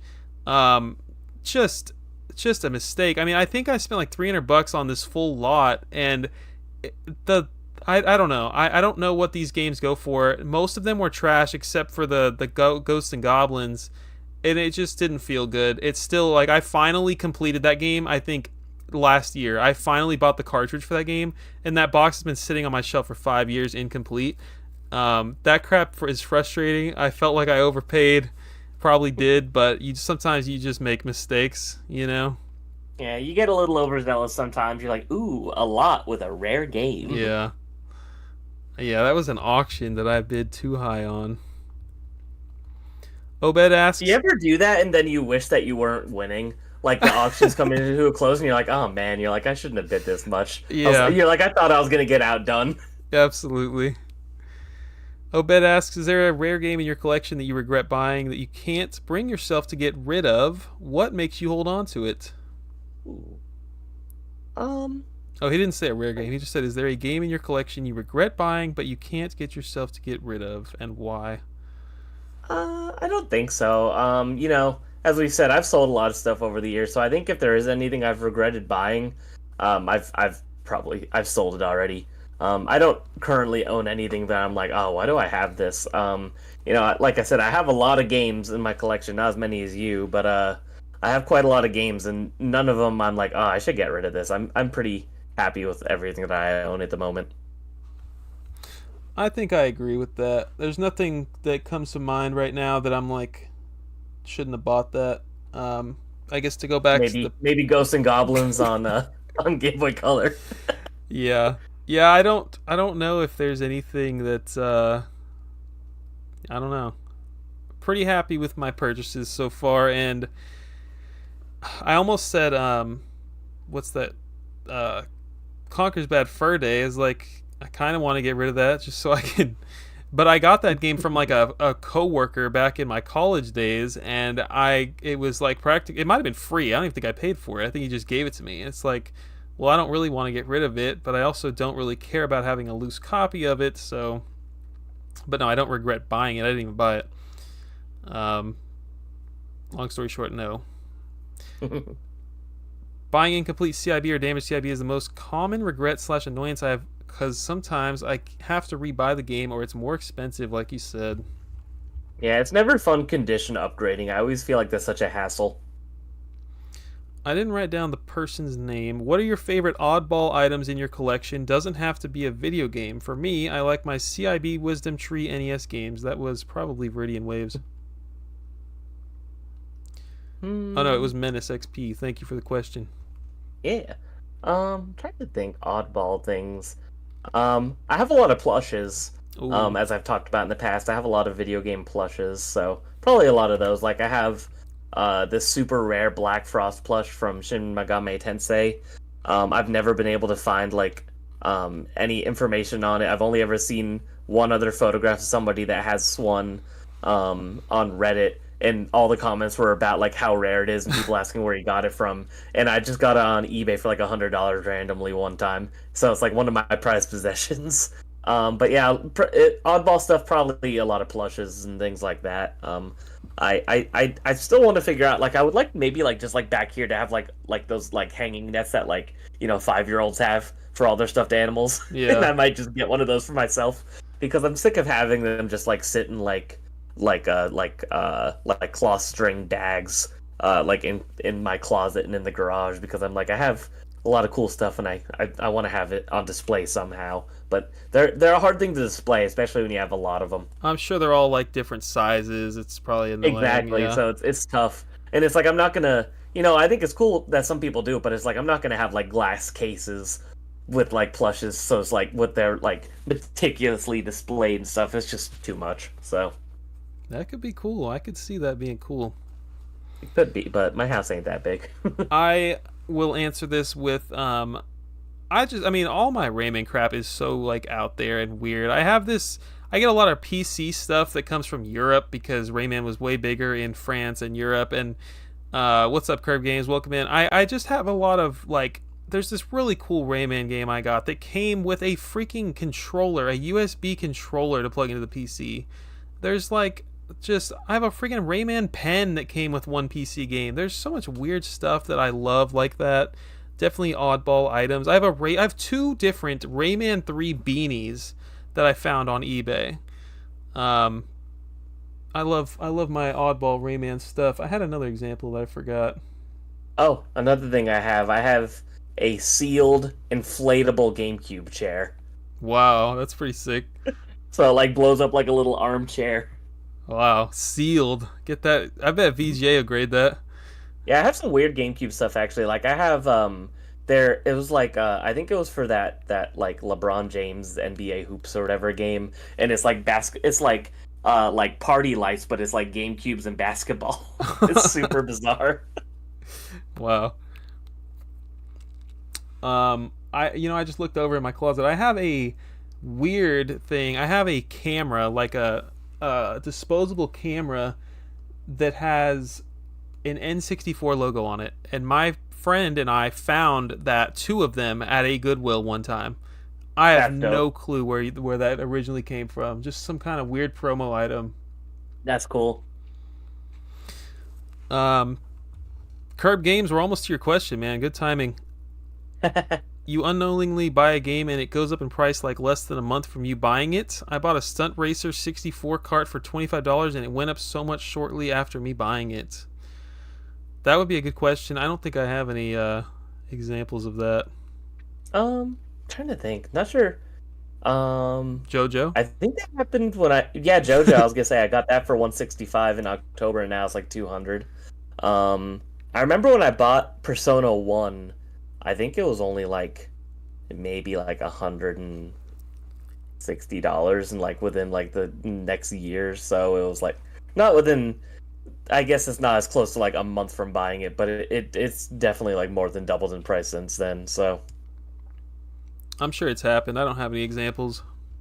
Mm-hmm. I don't track the price of my games very often. Honestly, it's not something I'm usually looking at because I I hate to be that guy, but I'm like, I'm not in it for the value. I don't really care about that. So I am usually tracking the value for the crap I want, though. no, definitely that's totally different. But once I have it, it's like I don't really think about it Yeah. usually anymore. Moving into questions relating to video game collecting as a hobby, Viridian Waves asks us, do you think video game prices will continue to shrink or get higher? Will the video game collecting market shrink or get bigger in the coming years? And what are the main factors you think are influencing it? Um, uh, Main factors influencing it are definitely just YouTubers. Period. People watch YouTubers whether it be about game collecting or not, or they just talk about like it's like one of those really dramatic 7-hour videos where it's like this game changed me, and it's just like some random JRPG from like the 3DO you've never heard of, and then all of a sudden it's a $700 game. You know exactly what I'm talking about. This kind of shit happens all the time. Stuff like that. I don't think that prices will.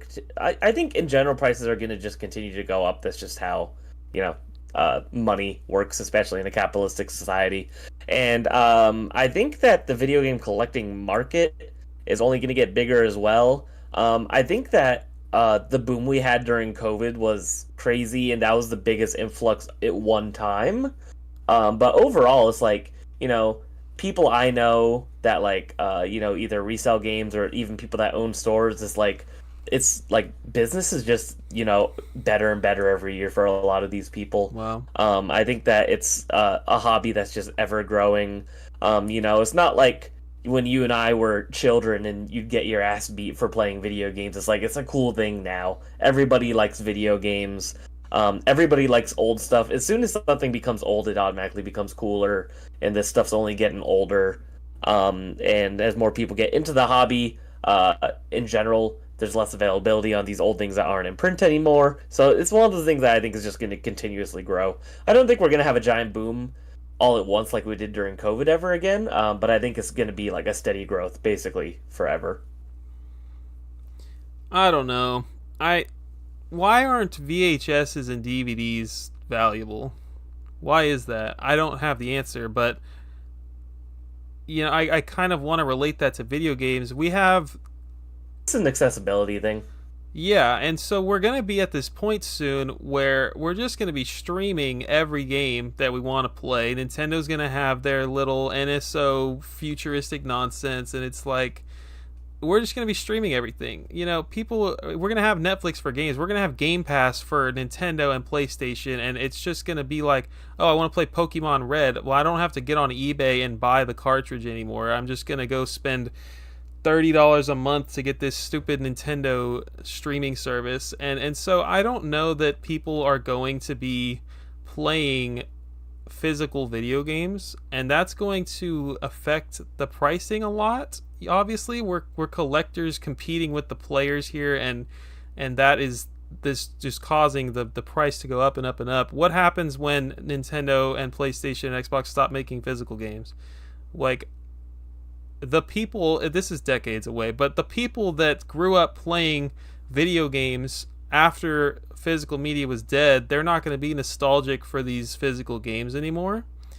And it's like, okay, so do they ever start caring about physical games? Like, I didn't grow up with records, and I don't give a dang about vinyl records. There's a lot of people that didn't grow up with vinyl records who really like collecting vinyl records now. They're all over the place. So That's me. that's kind of a counterpoint to what I was saying. Vinyl record collecting has gotten pretty big in the last 5 or 10 years, and Which sucks. that Records used to be cheap. that could be a thing for video games as well. Even though people didn't grow up with it, we're talking like 40 years from now, 30 years from now, like Timmy is out here collecting GameCube games because he thinks it's cool, but he never actually experienced physical video games. That's totally a possibility. I think there's going to be a lot of stuff that's always going to be left behind, though. That'll always make it maintain some sort of value. Like, think about the oddball, like, Cubivores. Like, that's never getting ported to anything ever. Stuff like that. I think that'll always make collecting physical games kind of relevant in terms of, like I said, an accessibility and availability kind of thing. You know, licensed properties too.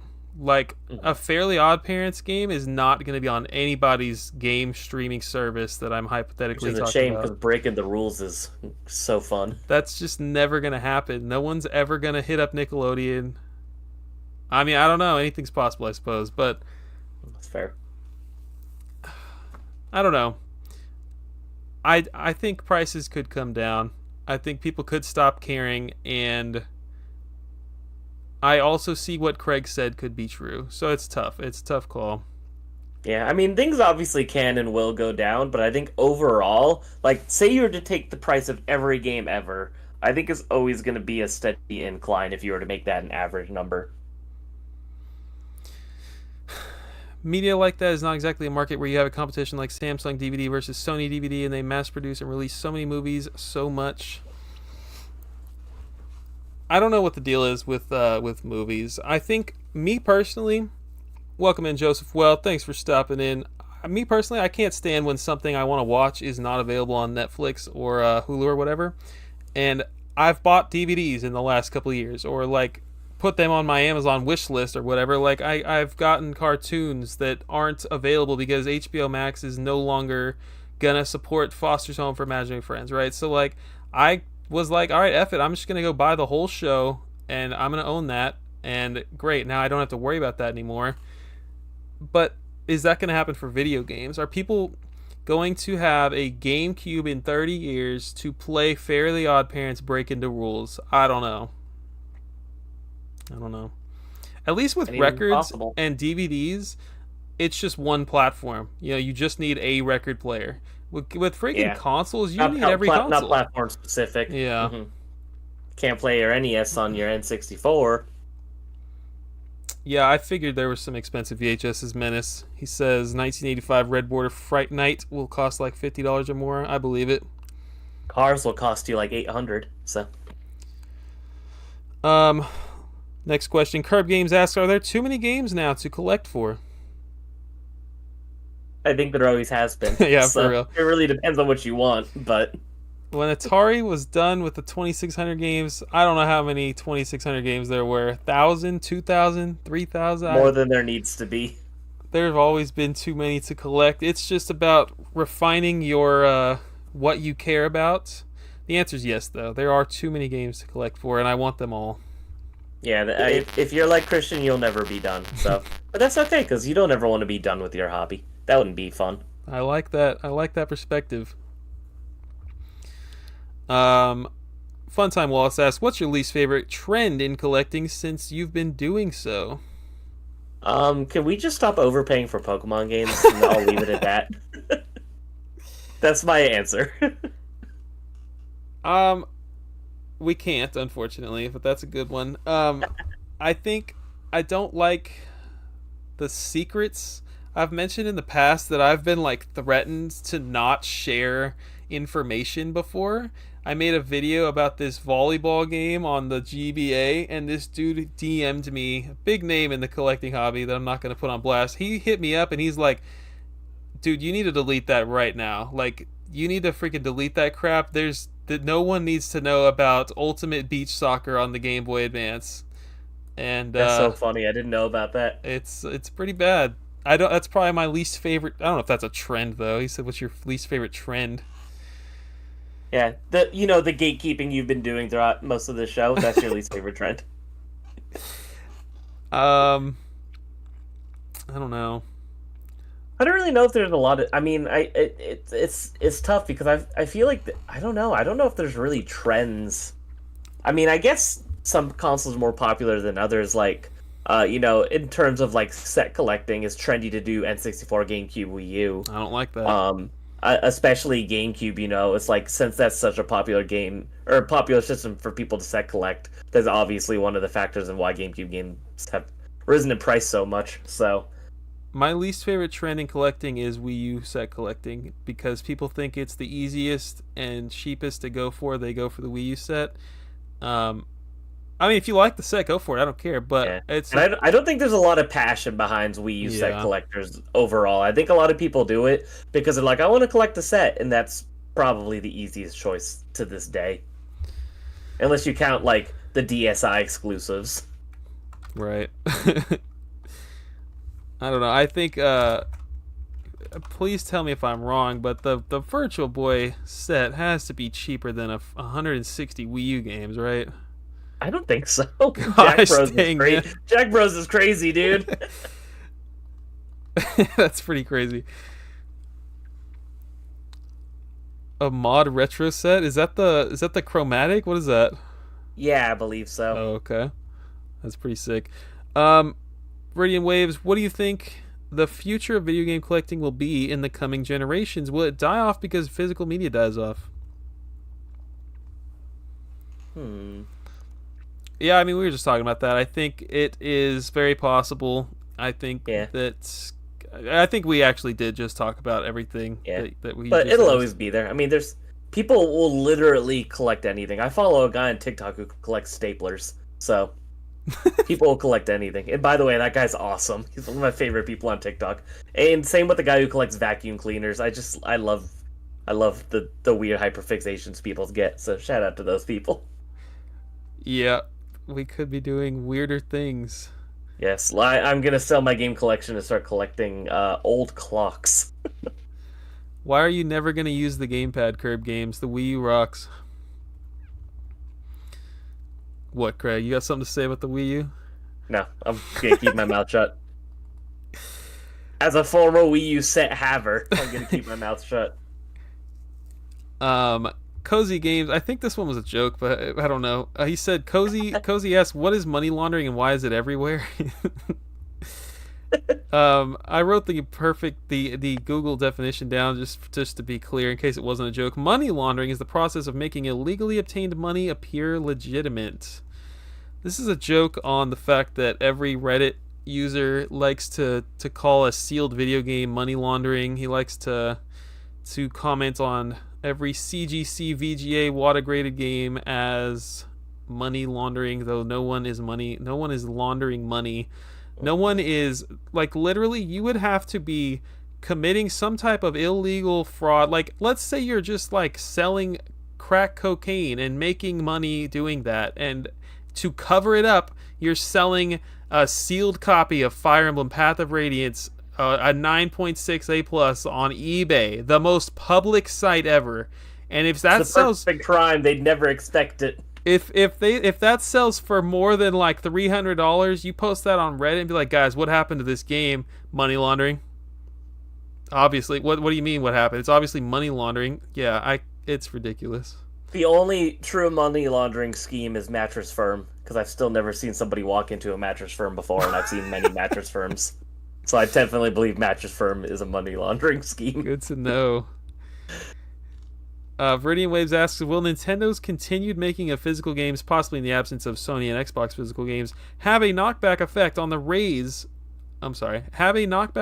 and raise the interest/value in legacy Nintendo games? Basically, what he's asking is, if Nintendo keeps making physical games after PlayStation and Xbox drop out, what kind of effect is this going to have on old Nintendo games?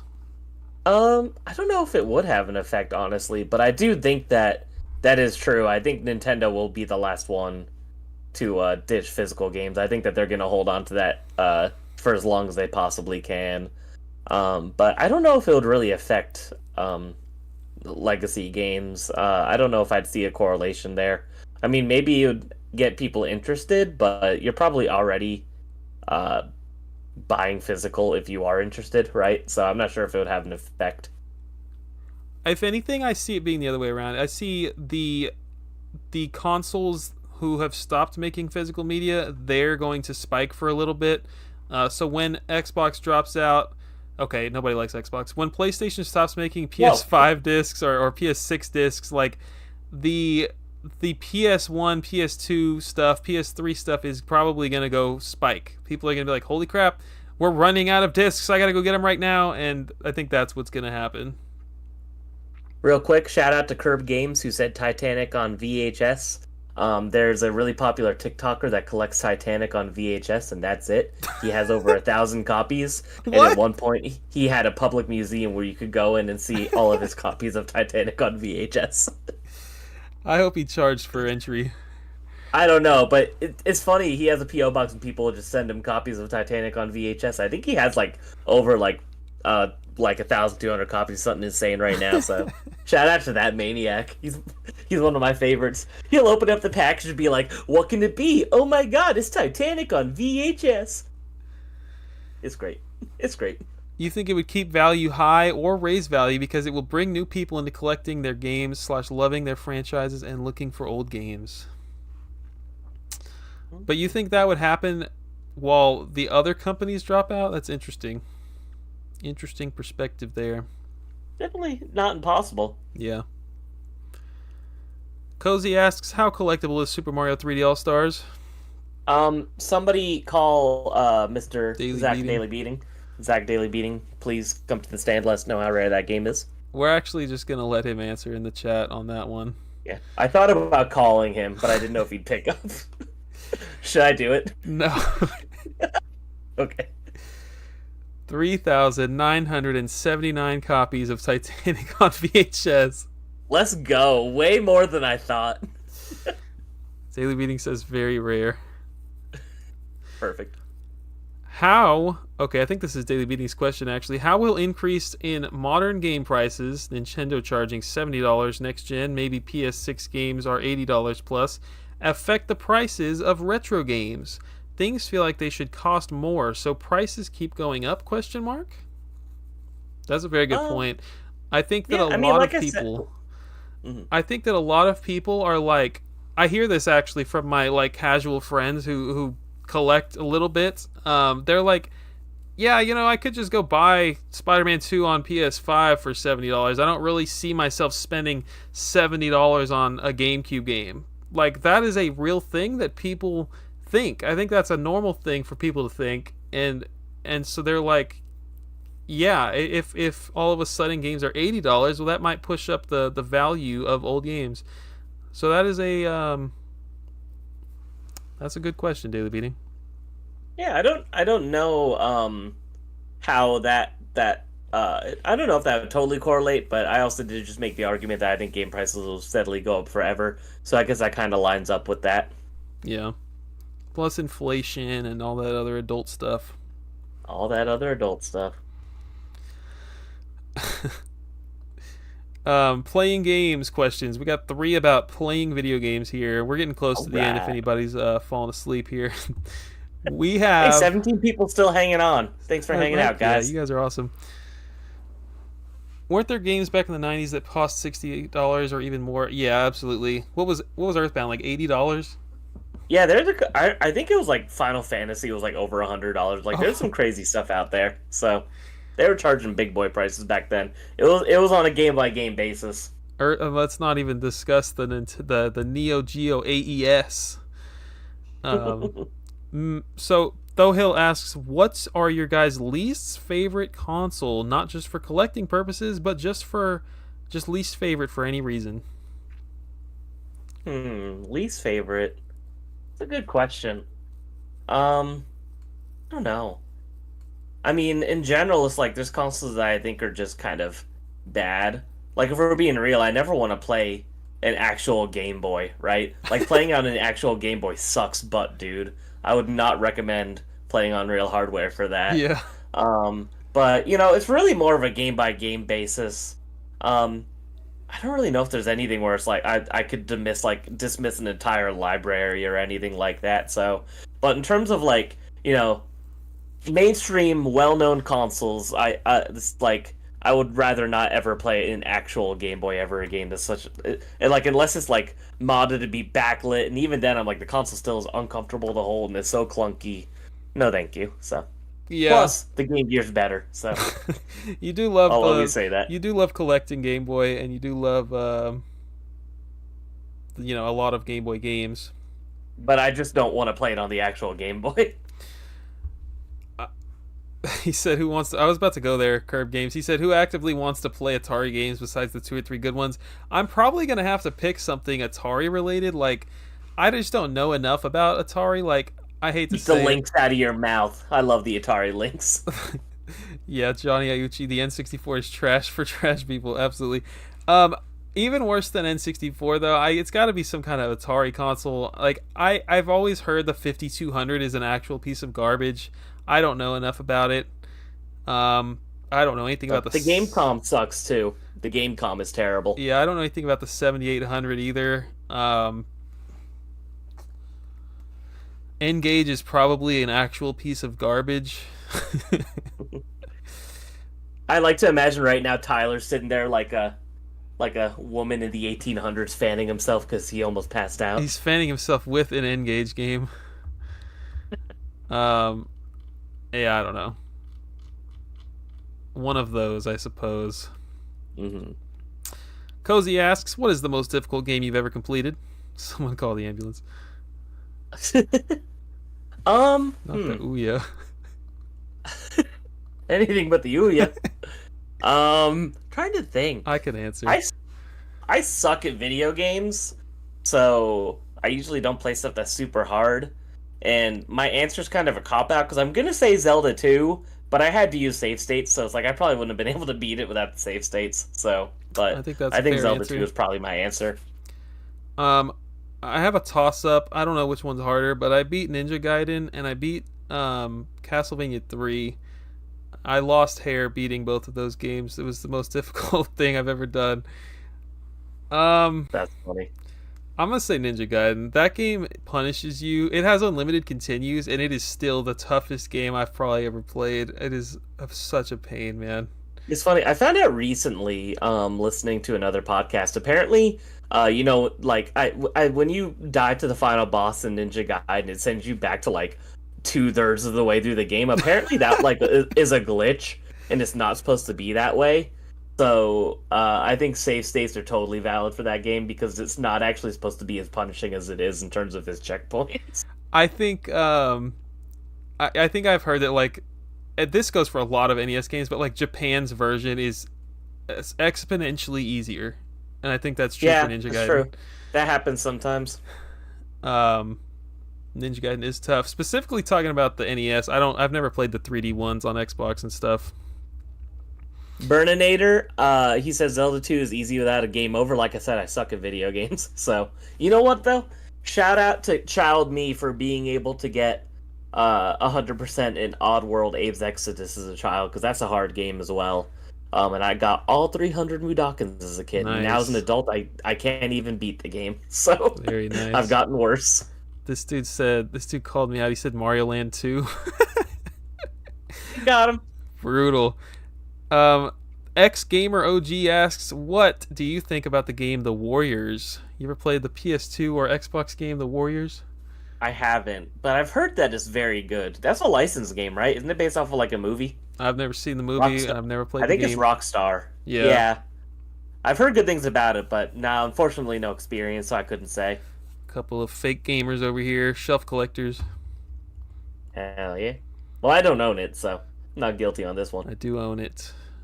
Cozy asks, okay, we're in the final couple of miscellaneous questions here. Are video games art, Craig? Of course. Pretty much all there is to it. Yes. Yeah, and in my opinion, they're the best form of art, so. I think that they are. There's a lot of work that goes into it. There's music, there's the graphics, there's the freaking... I mean, there's so much artwork that goes into a video game. And it's why we're all here. We appreciate this form of art, and I can literally go to work for 8 hours and listen to video game soundtracks because they are actual pieces of art that someone composed and put together, and they're, it's not just a bunch of beeps and boops. You can go far back to Atari 2600, that's a different story, but like NES and forward, man, you got some beautiful music out there. Every year I have multiple Persona songs on my Spotify Wrapped. So yeah. Cozy, is there another guy named Cozy asking these lame questions? We're about to get to the lamest one, Cozy. Cozy asks, if a crab and a half weigh half a pound... I'm so sorry. If a crab and a half weigh a pound and a half, and the half crab weighs half as much again as the whole crab, what does half of the whole crab and the whole of the half crab weigh? I feel like I just had a stroke, so I'm gonna leave this one to you. 7. Thanks for listening. That's the end. One of my favorite quotes from Mr. Krabs is, "What is today if yesterday's tomorrow?" I often think about the episode where him and Plankton switch places, and it has that really fancy drawing of him, and they're like, "Good grief, he's naked!" I think about that all the time. It's so fucking funny. Absolutely. Oh, my mic is buzzing. Yeah, it is buzzing. Uh-oh. All right. I am going to... Oh, he's leaving and coming back. Thank you for letting us know. Hey, Craig. Hello. Hey, guys. Welcome to episode 73. We're going to get this show started real quick. First question. When did you guys start collecting? Never. Yeah, good timing, though. I appreciate everybody stopping by and hanging out for, let's see here, 2 hours and 20 minutes. That's pretty incredible. We have had, like, a lot of people the whole time. You guys are amazing. Yeah, that was fun. Never had less than, like, 15 people in here. That's awesome. 62 people stopped by. Really appreciate everybody being here. Yeah. Anyone have any last-minute questions you want to shoot out in the chat? I think my grandmother is about to subscribe. LOL. I don't know what's laughing hell yeah. about. I don't know what's to laugh about. She won't let me leave the kitchen because she's watching. What up, Grammy? Shout out to Grandma. Thank you for the comfy Biggest long fan. stream. Cozy, I didn't know you were here for 2.5 hours. I appreciate it. Yeah, thanks for hanging out the whole time. If you look in the description, you can go subscribe to Craig's Game Room, and you should do that right now. Also, make sure to like it. Thank you, Viridian Waves. Grammy said hello and smiled. I appreciate that. Hell yeah, Grammy. Grammy, what's your favorite game? Daily Beating has a question. We should probably wrap it up right now. Uh-oh. Before he gets this question. Unrelated game question from the Burninator. You guys watching the game tomorrow? USA can final of Four Nation Cup Hockey All-Stars. You watching the game tomorrow? Negative. Me neither. What game should Daily Beating buy tonight? What should you buy? Ooh, he sold all his Roblox stock. I don't even know if that's a joke. Neither do I. I know you love your Fire Emblem. Do you have the GBA games complete in box, Zach? Sacred Stones isn't too bad. I think it's like 150. So, and I know that's one of your favorites. That'd be a cool get. What is my favorite video game dance? What does that mean, Craig? I don't know. Are we talking about like Fortnite dances? Oh, man. Christian, can you stand up and hit the gritty for me real quick? I wish. You show me your gritty. Smash 64 for sure. That's the one you've been wanting, Daily Beating. That would be a good one, yes. And I don't have it. Smash 64 has the dopest box art. I love the way that game looks. It's so cool. Do you follow modern franchise trends to buy retro games? Example, a movie or show is coming out, so you buy the retro game because it might shoot up the value. Welcome in, Granite. I don't do that, but I wish I had in the past. Like, I remember Godzilla on PS4 used to be way cheaper, and it exploded once King of the Monsters came out. And then it's been, like around the $200 mark ever since, so I had to spend a lot of money for that game, even though I bought it when it was new, and then I sold it, and then I had to buy it again, so... Yeah, I mean, Craig just told us about the Wizard of Oz a few episodes ago. This freaking DS Wizard of Oz game popped up. The Wizard of Oz JRPG. The anime Wizard of Oz game. That is real. It's pretty sick that it exists, and it's it definitely was expensive prior to Wicked coming out a few months ago, and it's even more expensive now. And it's actually a cool game, too. That's the worst part, is I've played some of it, and it's pretty fire. What's your opinion on Bad Rats, the video game? Bad Rats, the video game? I don't know what that is. Nor do I, my friend. I'm so sorry, Granite. Bad Rats game. Oh my god, it looks terrifying. This looks like the ugliest game I've ever seen. It's $1.99 on Steam.